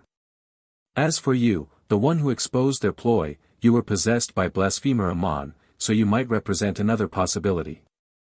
The more Lovia and company wish harm upon you, the more the chief and the other elders will protect you. This way, they would turn a blind eye to whatever suspicious aspects you didn't manage to erase, Alger explained simply. This ends up being a silver lining. Furs was stunned. Mr. Hanged Man makes a lot of sense. When it comes to analyzing matters and the situation, I'm still far from matching him. Audrey felt somewhat depressed. She even thought of puffing her cheeks, but she immediately realized that it wasn't an elegant act. All she could do was keep those thoughts to herself. For the rest of the members, Emlyn, who didn't know much about Lovia, had a hard time keeping up. However, he knew about Jack and the repeated cycles, so he was barely able to understand the discussion. In order to break out of the City of Silver's conundrum, they released a danger that has the true creator involved. Emlyn inwardly made a guess. Compared to him, Cadlia couldn't understand a word. She felt as though she was from a completely different world compared to the other members. I actually have a feeling of admiration despite my incomprehension of what they said. The last time I had this feeling was several years ago. Back then, I was still very weak. There were some inklings in the previous tarot gatherings, especially so when it involves the City of Silver, but never has it been as serious as this time. Also, why are they discussing the true creator and Blasphemer Amon so naturally? It should be the Blasphemer Amon I know of. They're only mid-sequence Beyonders. What have they actually done in the past? Cadlia's confidence as a powerhouse suffered a setback at that very moment. After hearing Mr. Hanged Man's analysis, Derek first heaved a sigh of relief before asking with tense nerves, could this result in our City of Silver being destroyed by the fallen creator? He originally wished that Mr. Hanged Man could provide him with an answer that could relieve him, but he ended up hearing the man say in a deep voice, that possibility can't be ruled out. Then what should I do? Derek earnestly sought advice.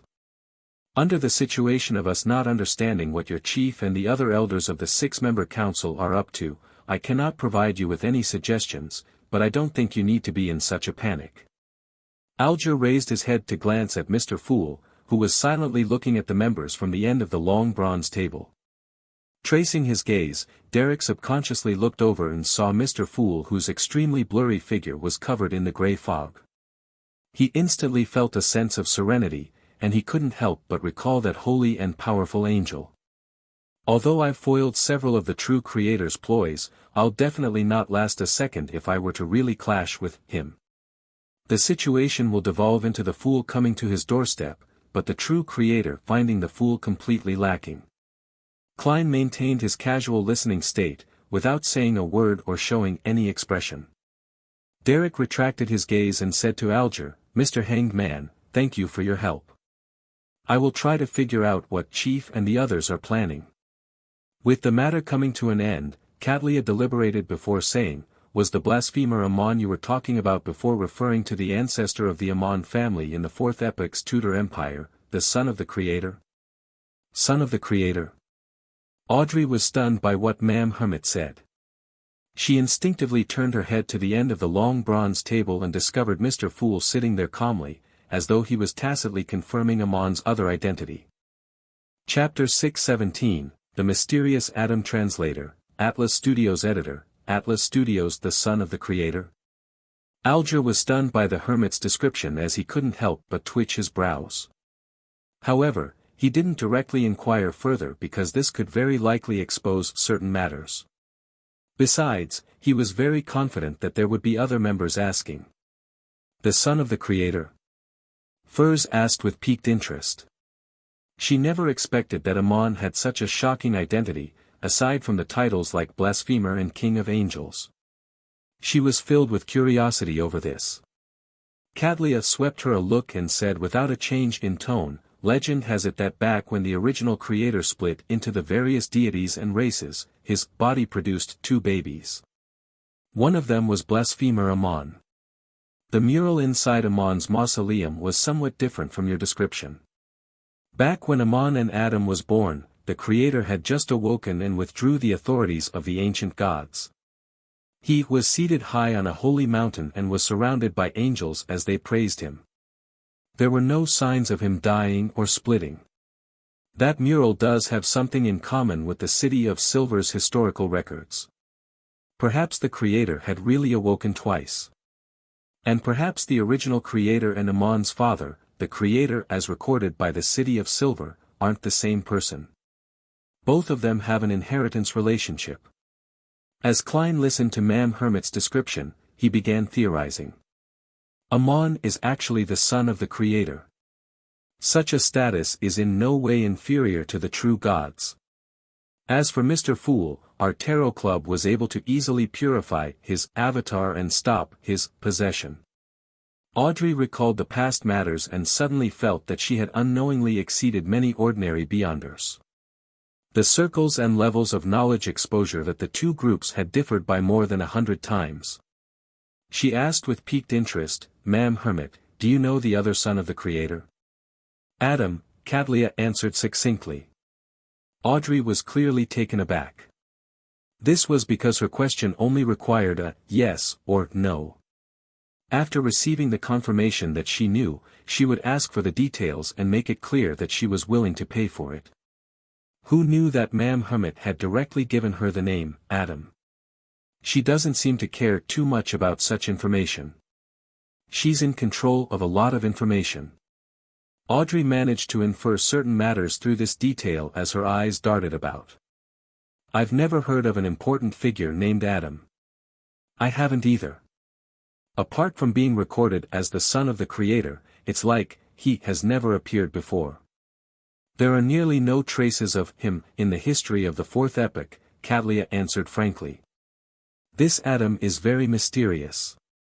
I'm already rather well versed in the Fourth Epoch's 3 empires of Solomon, Tudor, and Trunsoist, as well as the angel families that come under them. Yet, I've never heard of him before. If it wasn't for a Rhodes who live-streamed the Church of Steam and Machinery's exploration of Amon's mausoleum, I wouldn't have even known his name. Has he long perished, or is he hidden in the dark while scheming something?" Klein sighed inwardly. Audrey subconsciously glanced at Mr. Hanged Man and discovered him shaking his head as well.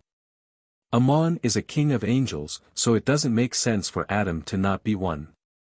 There should be records in the City of Silver. Audrey looked at Derek. For some reason, Derek easily understood what was on Miss Justice's mind. He said in slight embarrassment, "We do not know about Adam, just like how we don't know about Amon. I was previously searching for ancient tomes related to the King of Angels. I believe that I was lacking in clearance as my sequence was still low at that time. I will continue searching for information on this. King of Angels. Cadlia moved her fingers indiscernibly as she memorized the phrase. She knew that Miss Justice would definitely answer if she asked, so without waiting, she directly asked, Amon is a king of angels that all of you are referring to? Yes. To thank Ma'am Hermit for her generosity, Audrey explained in detail, in the records of the City of Silver, the Creator had many angels attending to him. Among them, the leaders of the angels who were closest to the throne of God were deemed King of Angels. We haven't managed to confirm many King of Angels. One of them is the Angel of Fate Ouroboros who originates from the ancient tomes of the City of Silver. His title is Tail Devourer. The second is Medici, who Mr. Fool happened to mention. We are still unsure of his title. The third is a guess. We suspect that Amon is the Angel of Time among the King of Angels. Since he is a King of Angels, Adam, who is also a son of the Creator, is very likely one as well. Haven't managed to confirm many. I don't even know the term, King of Angels, but you have already grasped half of them. That's not many. None of your sequences are higher than mine. Cadlia nearly became speechless. Only at this point did Emlyn really understand the meaning behind a King of Angels. He decided to use these names to seek out traces of the King of Angels via the secret historical records the Sanguine had in their control after he returned to the real world. Cadlia fell silent for 2 seconds before saying, Mr. Sun, you were once possessed by Amon. Yes, it was his avatar, Derek answered honestly. However, he was purified by Mr. Fool. I wasn't injured at all. Purified by Mr. Fool. Cadlia couldn't hold back the urge to look at the end of the long bronze table. She originally imagined that she had a general idea of Mr. Fool's state, believing that he was still in a state of reawakening and was unable to use much of his powers. This was why he sought the identity of Sea God and obtained that scepter. However, the present situation shook the foundations of her speculation. She felt that Mr. Fool was like an iceberg. What was hidden beneath the surface was even more terrifying and unfathomable. He easily thwarted Amon's plans. Under certain situations, he can briefly break through the restrictions and produce strength at the level of a god. Cadlia's heart sank as she didn't ask further. She cautiously shut her mouth. At this moment, Audrey had thought of something that puzzled her because of this topic. She proactively asked, Ma'am Hermit, after Amon's avatar was purified by Mr. Fool, a worm with 12 transparent rings was left behind. It's said to be a worm of time. Is that correct? Cadlia recalled for 2 seconds before saying. Yes. Which pathway does it belong to? I mean, which Beyonder pathway does the Blasphemer pathway belong to? Audrey pressed out of curiosity. Cadlia answered directly without any thought, the Marauder pathway.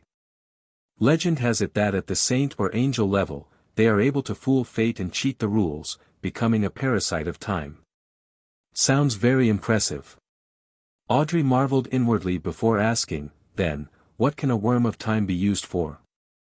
Nice question. Klein secretly cheered for Miss Justice. He pumped himself up as he waited for Ma'am Hermit to give the answer. He happened to have a worm of time in his junk pile. It's a material with rich spirituality and unique effects. It can be used in particular rituals or be used to create high-level charms. But as for how, I'm not sure. After Cadlia answered, she suddenly sighed. She recalled the nightmare of being constantly pursued by knowledge, as well as the massive amount of information that could seemingly burst her brains. But even so, she still didn't know a lot. If the hidden sage hadn't gone mad and could provide knowledge bit by bit, I'll actually be more than happy to learn from him. Cadlia secretly sighed. All that matters is that it's useful. As for how it's used, I have other people to consult. Klein controlled the world with great satisfaction and looked at Emlyn. Mr. Moon, I have something I would like to communicate with you in private. Aren't the transactions over? Emlyn nodded, feeling somewhat uncertain. Okay. The world immediately requested for Mr. Fool's permission and successfully obtained the privilege of isolating everyone. Then, he looked at Emlyn White and said, I wish for you to present to me every action which Leonard Mitchell made in your memories. Why? Emlyn asked in puzzlement. It involves certain secrets, Klein controlled the world to answer succinctly. His true goal wasn't to buy that mystical item, but to observe Leonard Mitchell. That fellow has deep secrets. The world as well. For an investigation, he was willing to spend £7,500. However, that mystical item is indeed powerful. Isn't the world constantly seeking a way to eliminate the mental corruption in a Beyonder characteristic? This is likely useful. Emlyn suppressed his wandering thoughts as he seriously recalled Leonard Mitchell from his point of view. With Mr. Fool's help, he conjured a video in the form of streaming light. When the streaming light landed in the world's hands, Klein quickly browsed through it. He confirmed that Leonard really knew the existence of the grandpa, but he was unable to determine if he understood the danger. Temporarily suppressing any corresponding thoughts, Klein removed the isolation barriers and allowed the Tarot Club members to continue. At this moment, Audrey was reminded of something by Mr. World's private communication. She hurriedly looked at Furs and asked in concern, Miss Magician, did you discover any abnormalities at William Street? That will require Mr. World to answer you, Furs said, having been put into a difficult position. Without waiting for Miss Justice to speak again, Klein controlled the world and hoarsely replied, there were abnormalities. But I have already informed the Church of Evernight and the Church of Steam. If there are any future problems, I might require your help. All right. Audrey heaved a sigh of relief. Informed the Church of Evernight and Steam. This. Catlia found the description ludicrous. From what she knew, a secret organization like the Tarot Club was a natural enemy of the official Beyonders. There was no room for any compromises between the two, but the way the world had dealt with it and the words he used had made it seem like the Tarot Club was an organization that cooperated with the official Beyonders. Colored by these feelings, she listened to the rest of the conversation before bowing and bidding farewell when Mr. Fool made the closing remark. Soon, Klein was the only one left above the gray fog. Chapter 618, Volunteer Work Translator, Atlas Studios Editor, Atlas Studios' second floor of the Sweet Lemon Bar, in the boss's room. Bilt Brando held a cigar as he stood by the window. He was looking out, and his eyes were out of focus as he wore a dark and terrifying expression. At this moment, a bodyguard entered, bent his back slightly, and carefully said, Sir, Sothoth has returned from the east. Let him in. Bilt tried hard to correct his expression. Sothoth Yan was his assistant, an important member of the Adventurer Association. In less than a minute, Sothoth, who was dressed in a linen shirt, brown jacket, and red headscarf, walked in. He looked to be in his 30s and had bronze skin. He had recessed eye sockets and a black mustache below and under his lips. He was obviously someone who spent most of his time at sea. Sothoth bowed rather informally and sized up Bilt Brando. Boss, something happened. Yes, something happened. From the looks of it, it will fail. Bilt didn't keep the matter from him as he sighed. I have no idea how I'm going to answer that important figure. Without waiting for Sothoth to answer, he asked, have there been any changes at the Eastern Front? Still the same as usual. The pirates are still after every ship they can plunder. They even target each other. The Navy is only able to guard the various colonial posts, and they're barely able to maintain smooth passage through the sea routes while protecting the relatively important ships. There are often sea battles with both sides obtaining victories at times, Sothoth said as he shrugged his shoulders. The eastern front of the Sonia Sea is a pirate's playground, Bilt sighed in agreement.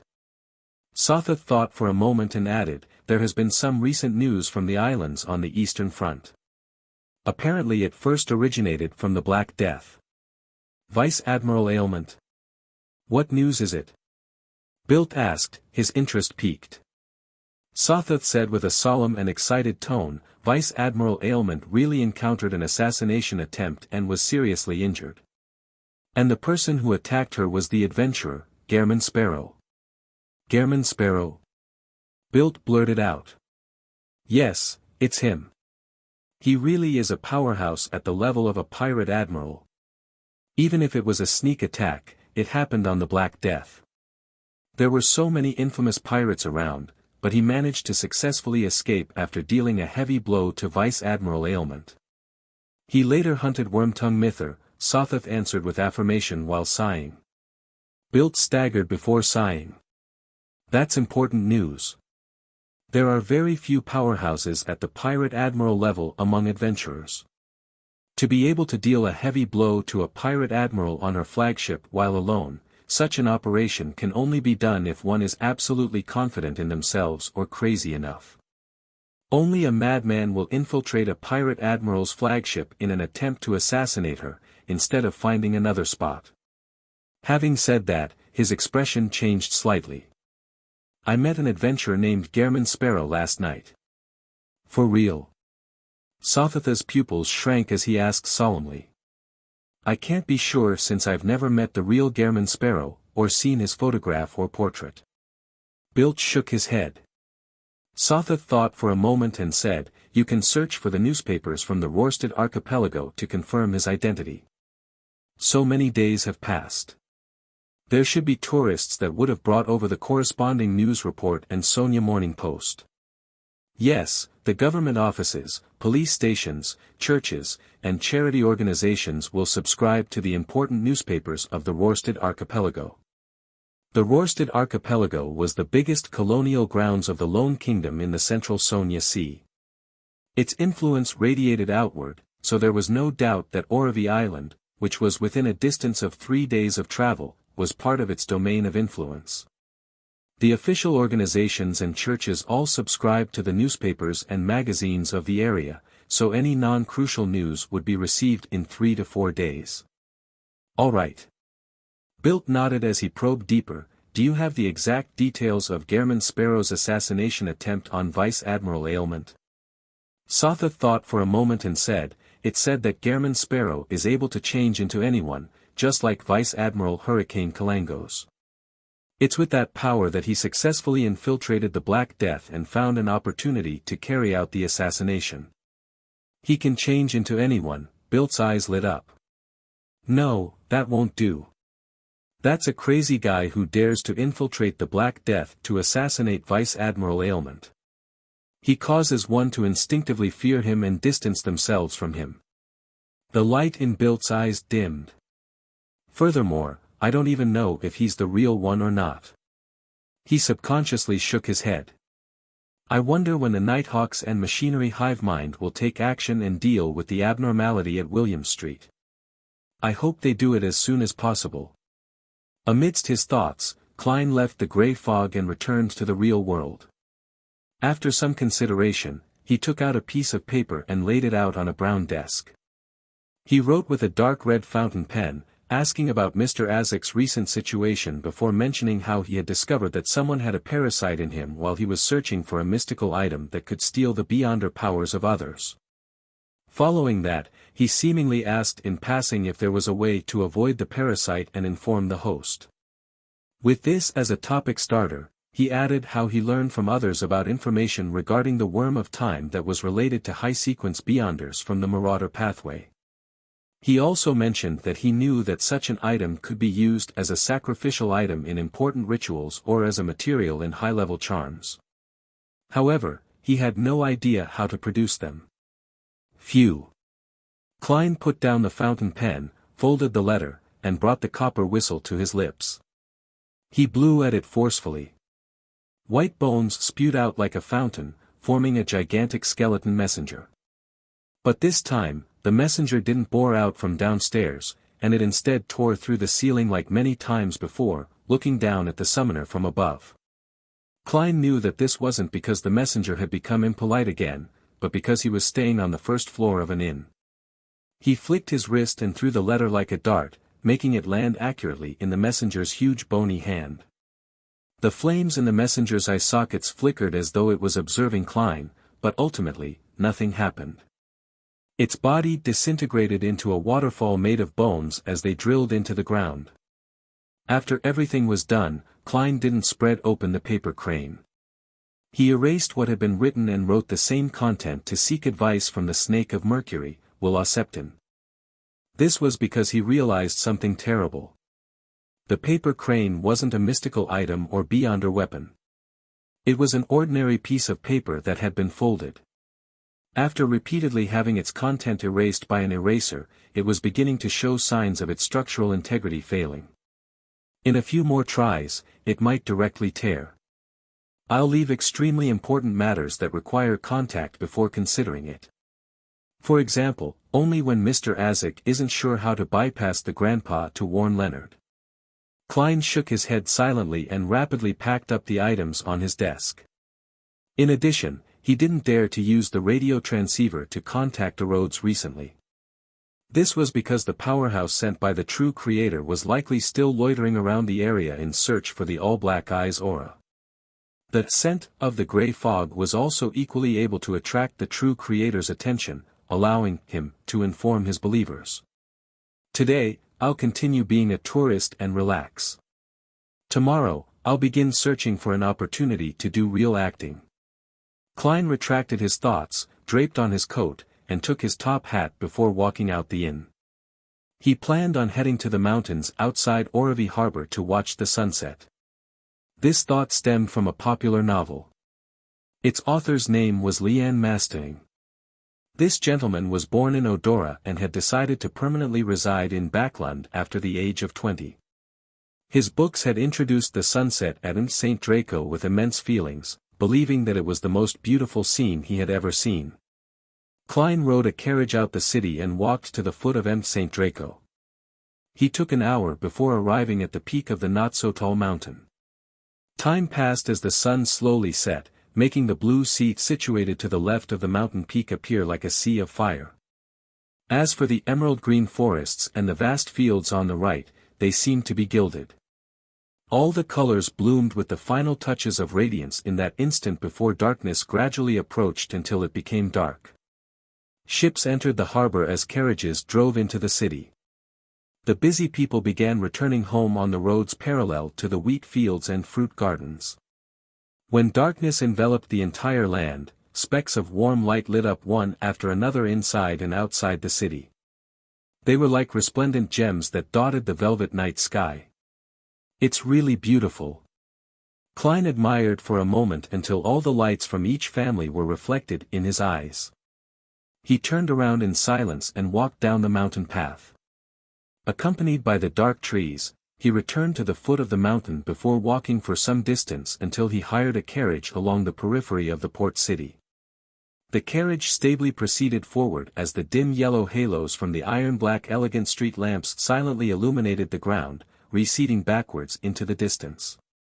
After some time, Klein returned to his inn. He took out his key and opened his door. There was a bed, a desk, and a chair in the room, silently sitting there in the rich darkness. They silently reflected some of the crimson luster. Klein closed the door very gently and walked to the window. He stood in the shadows created by the curtains and remained motionless for quite some time. The lights outside were still bright. Early the next morning, Klein turned on the tap and patted his face with ice-cold water, rejuvenating his entire body. He had already thought of a way to engage in true acting. It was still the hospital where death could occur at any moment. In the past, Klein had only circled the area without much focus. Loitering around had made it hard for him to find any suitable targets. This time, he planned on using some time of volunteer work to stay in the hospital for prolonged periods of time. He could provide hospice to the dying patients who temporarily didn't have their family beside them. By doing so, he could await the targets he needed. After having breakfast, Klein arrived at 10 Black Forest Street and entered the Oroville Hospice Foundation. This was a charity organization of the Church of the Evernight Goddess. One of its responsibilities was to provide the various hospitals with trained volunteers.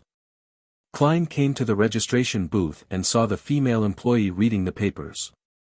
Hence, he lightly tapped the table to attract her attention. "Is there something I can help you with?" The lady lowered the papers and asked. "I wish to do some volunteer work," Klein said succinctly. "Name?" The lady looked up at him. Suddenly, her eyes froze as her right hand trembled. The fountain pen she had just picked up fell to the ground. In the papers in front of her was a portrait that looked almost realistic. The portrait's owner was that of the crazy and dangerous adventurer, Gehrman Sparrow. Chapter 619, Unable to Speak Translator, Atlas Studios Editor, Atlas Studios Oravi Hospice Foundation. The lady responsible for volunteer registration hurriedly bent her back as she frantically searched for the fountain pen which had dropped. At this moment, Klein also noticed that she was reading a news report paper from a few days ago. It was back when his portrait and escapades were published. This area subscribes to newspapers from the Worsted Archipelago as well. From the time it takes to sail between the places, it's true that they can only read news from 3 to 4 days ago. If I had known earlier, I would have worn a new face and thought of a fake name before coming. Klein stood in front of the desk as he thought helplessly.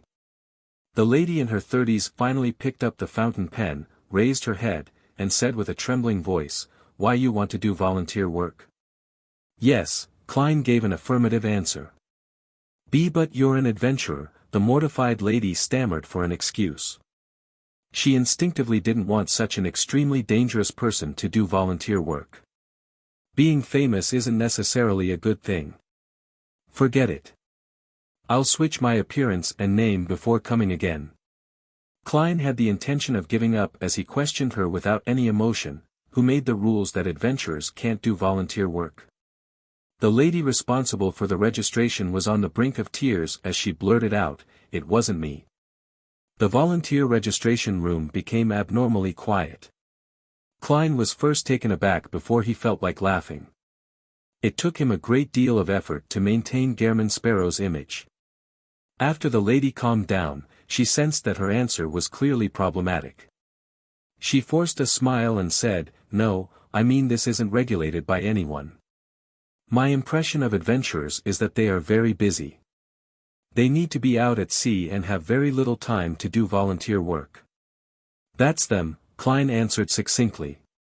The lady held her palm to her mouth as she revealed a smile. "All right.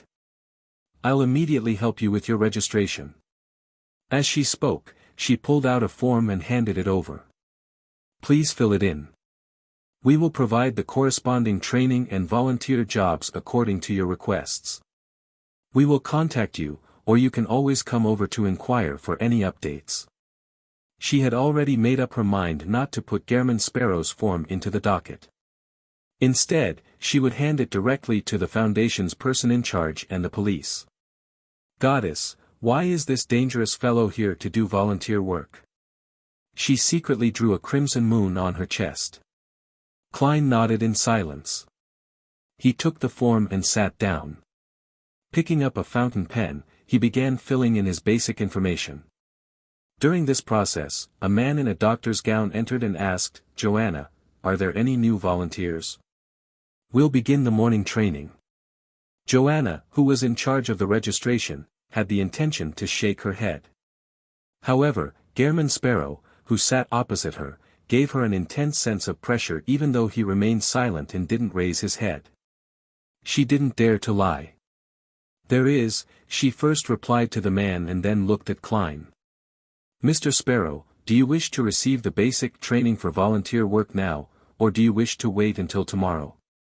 Klein thought for a moment before saying, "Now." He planned on familiarizing himself first, allowing him to show his professionalism at volunteer work after changing his identity. That way, he could quickly help out at a hospital. Joanna clearly drew a breath and said, "Then follow Mr. Gravia after you are done filling in the form." "All right," Klein replied calmly. Half an hour later, the calm and polite adventurer who had his madness hidden in him stared at the abnormally dirty toilet in front of him. He held his breath and said, "Scrub it." Right, you have already received the basic training on how to carry a patient. However, that isn't the most common task we do at a hospital. We're mainly in charge of cleaning a patient's vomit or changing and washing the linen, as well as maintaining the cleanliness of the washroom. Matters such as bandaging wounds are left to the professionals. We only need you to have the basics grasped. Gravia pinched his nose as he pointed to the stained toilets. A volunteer has already demonstrated it to you. Please begin. This is very different from what I imagined. Completely different. Klein's first reaction was to turn his back and leave, but he ultimately picked up the cleaning tools with a deadpan expression. He held back his disgust and went over before crouching down. Then, he leaned back a little as he extended his right arm. At noon, Klein took off his white gown and wore his top hat before leaving Oravi Hospice Foundation with a cold expression. He had serious second thoughts about continuing the volunteer work to find opportunities for real acting. Only when his carriage arrived at the Sweet Lemon Bar did he steel his resolve to continue the attempt. I have to become a Nimblewright master in 1350 and digest the potion, so as to begin seeking the clues to become a high-sequence beyonder. Klein emphasized his goal once again. He retracted his emotions and entered the Sweet Lemon Bar. He spent 8 pence for apple cider marinated pork ribs and a piece of buttered bread. Together with a cup of rye beer costing 1.5 pence, they formed Klein's lunch. He finished eating in an unhurried fashion before using a handkerchief to wipe his mouth. He said to the bartender, "Where's your boss? I have something to talk to him about."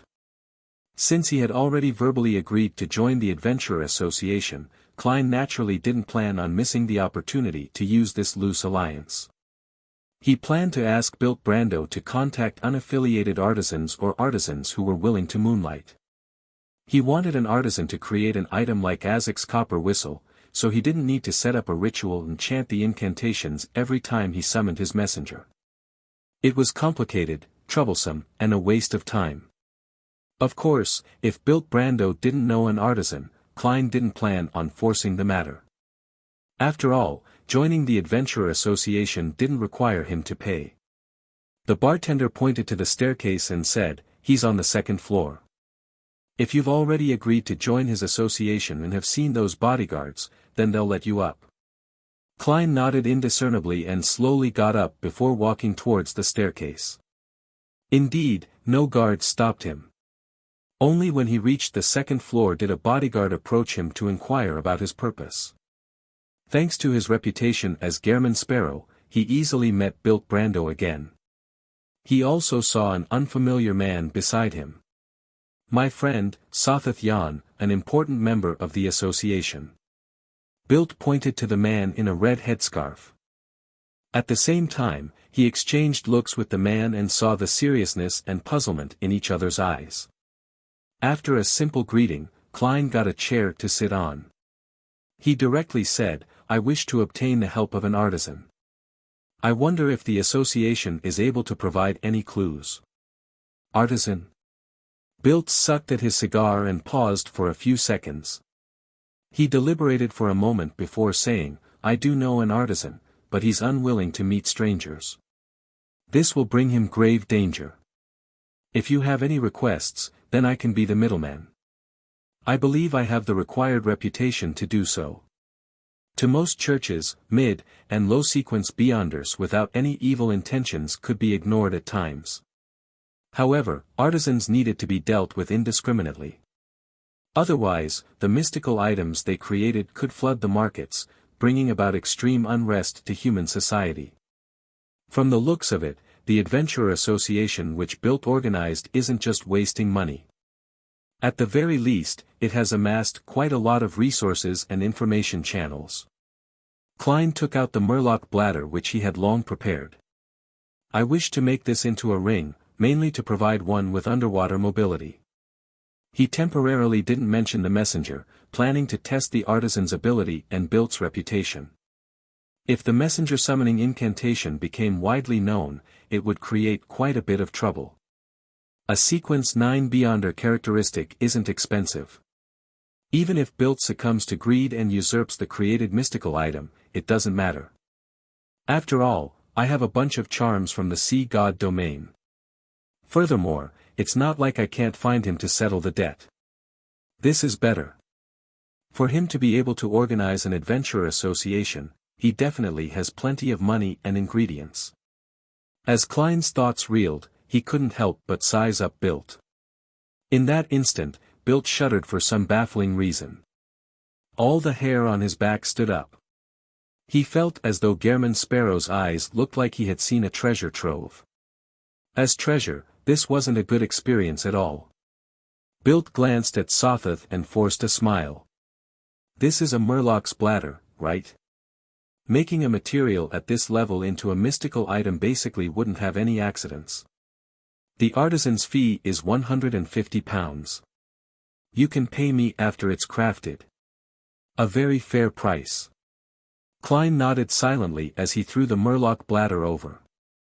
After Built caught it, he added, "Help me ask the artisan if he has the ability to fix the summoning ritual of a spirit world creature onto an item which can be used for at least a year." "No problem." Built heaved a sigh of relief before signaling to Sothoth with his eyes. Sothoth rubbed his depressed eye socket and took a step forward. "Mr. Gehrman, would you be interested in heading out to sea soon? We already have a few pretty good ships.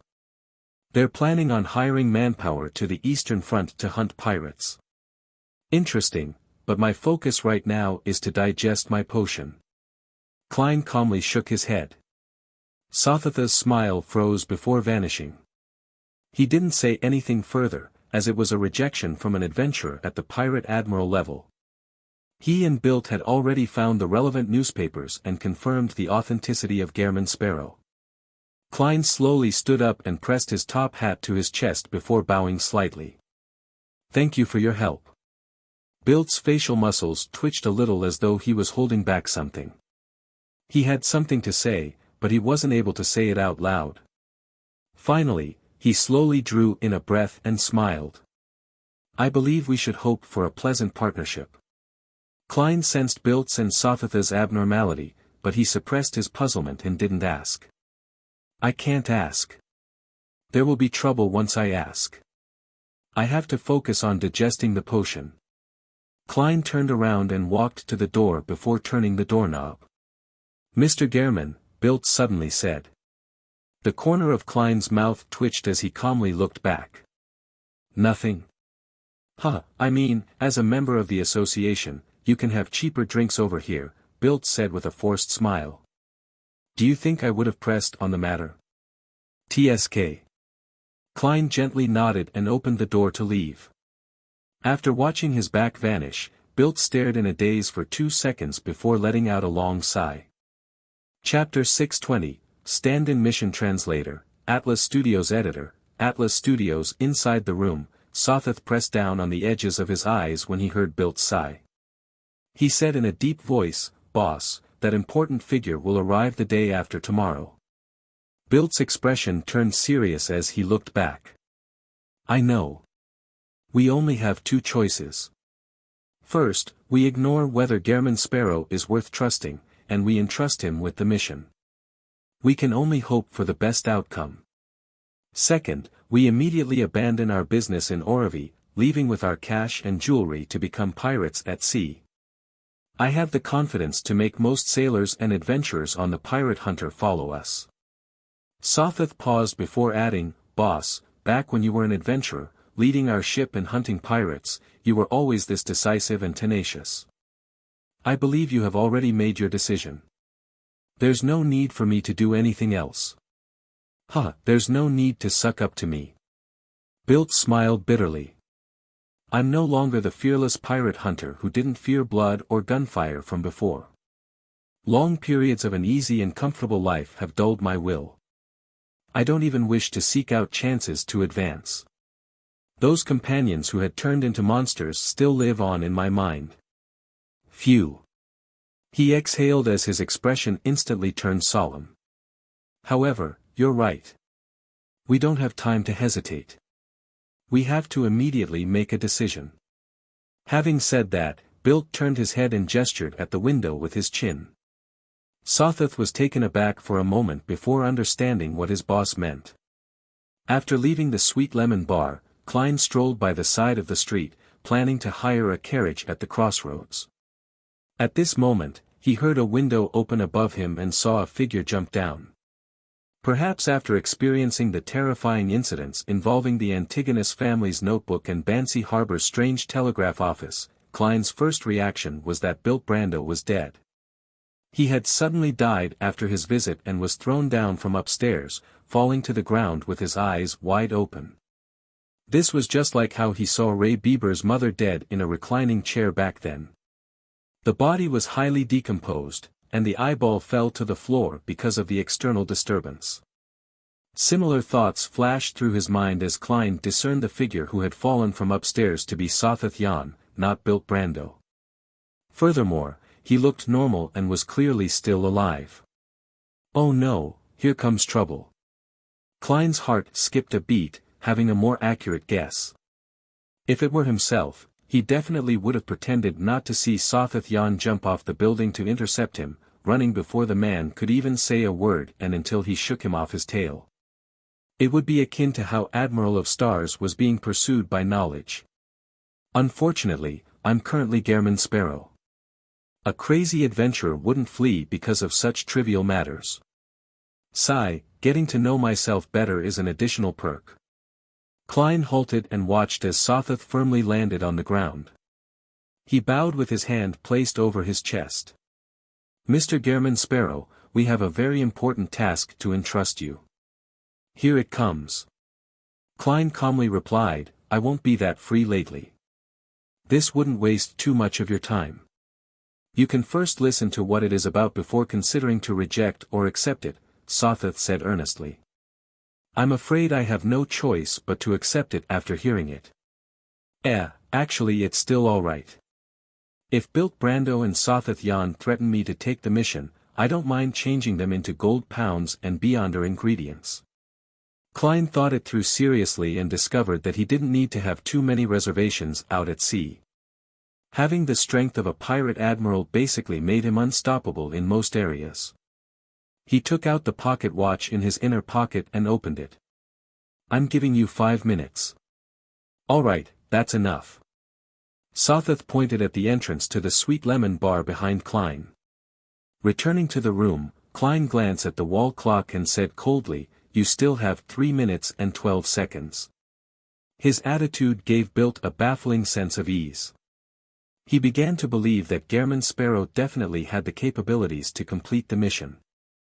Mr. Gehrman, I heard that you can transform into anyone, just like how Vice Admiral Hurricane Kalangos was formerly capable of doing so, Bilt hurriedly asked. Who revealed this matter? Klein pricked up his brows as his gaze towards Bilt turned gloomy. If news of Gehrman Sparrow being able to transform into anyone spread, it was quite troublesome for Klein. This was because this made others either think of creeping hunger, making them think of Kalangos' death, or they would think that he was a beyonder who had certain secrets and was suspected to be a faceless. The former would attract the attention of the Twilight Hermit Order, while the latter would attract the attention of the Church of the Evernight Goddess, who would send personnel to investigate.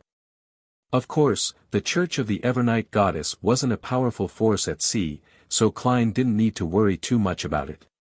He just didn't wish to be in conflict with the Nighthawks.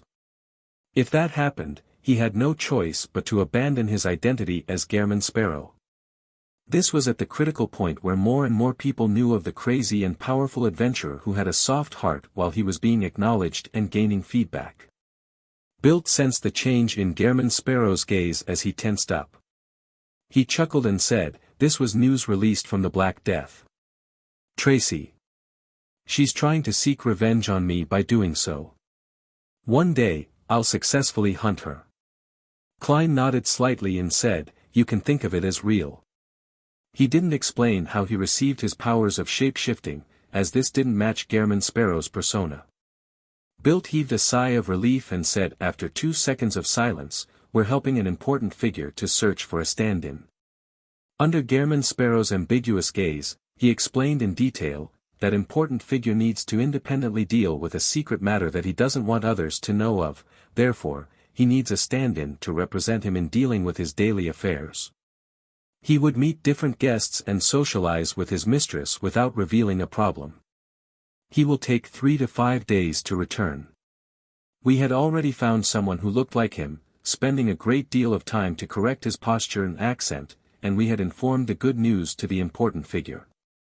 Who knew that the tramp would overeat and suddenly die last night? That important figure is about to begin his operation. We do not have the time to look for another person who looks like him, so we can only seek your help. Isn't this the true acting opportunity I've been looking for? Klein was moved. However, he sharply noticed one point. To be addressed as an important figure by Bilt, leader of the Adventurer Association, it definitely meant that the person was an important figure. Matters that happened around an important figure were often not simple. It contained quite a considerable risk. Klein thought for a moment before asking in a deep tone, "Do you think that this matter will be dangerous?" "No, as long as you aren't exposed, there shouldn't be any danger. You need to represent the important figure and appear at social conventions." No one would dare assassinate him." "Yes. I know what you're worried about. You're afraid that this important figure would silence everyone who knows about this matter after it's done. Don't worry, the pirates have fabricated plenty of vicious rumors about him, so even if this matter succeeds, no one will believe it even if you divulge this in the future. It will only be treated as a joke," Bilt said with a smile as he spread his hands. Klein no longer bothered with the topic and switched to asking, "What kind of payment are you offering?" £1,000, and 3 chances to get the artisan to make something for you. I'll pay for all expenses apart from the materials." Bilt made an offer which he believed Gehrman Sparrow wasn't unable to resist based on what had been previously entrusted to him. "It's not bad. Besides, it gives me a chance to do true acting." Klein took a look at the wall clock and said, "I'll return and consider. I'll give you the answer in the evening." Regardless, he had to head above the grey fog to divine the level of danger. Considering how Bilt and Sotheth were Sequence 7, or even Sequence 6 Beyonders, Klein didn't directly request to head to the washroom in front of them to prevent them from sensing a problem.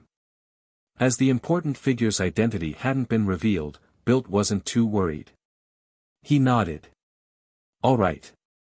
I hope for a pleasant partnership." William Street. A stout man from Fasak who was nearly 2 meters tall was searching for clues. Suddenly, he felt his spiritual perception trigger as he looked up. Light which resembled the morning sun's rays surfaced around his body, illuminating the surrounding houses and street lamps as though they were illusions. At the same time, sparks soared on the street as all kinds of supernatural phenomena appeared. Indeed, the Sauron family has sent people over. The man from Fasak who had his suspicions cast his gaze straight down the street. He saw nighthawks wearing red or black gloves as black gun barrels covered with complicated patterns extended out of the rooftops. They were aimed at him while the surrounding passers-by didn't seem to notice anything amiss.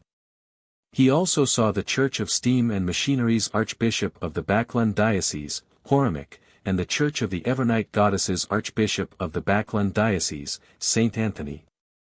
Immediately following that, he caught sight of members of the Sauron family raising their hands above their heads through the corner of his eye.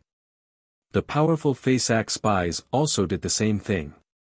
They had decisively chosen to surrender. Resistance only spelled certain death. There was still a chance of being repatriated by surrendering. At 6:30 that evening, Klein once again came to the Sweet Lemon Bar where he met Bilt and Sweet Lemon Bar. He expressionlessly said, "An advance of £500. Then, you will need to tell me who I'm supposed to change into." Bilt couldn't hold back his smile as he gestured for Sotheth to collect the funds from the safe while saying with a deep voice, "He's the kingdom's highest-ranking Navy commander of the Central Sonia Sea. His Excellency Admiral Emirius Revolt. A real demigod."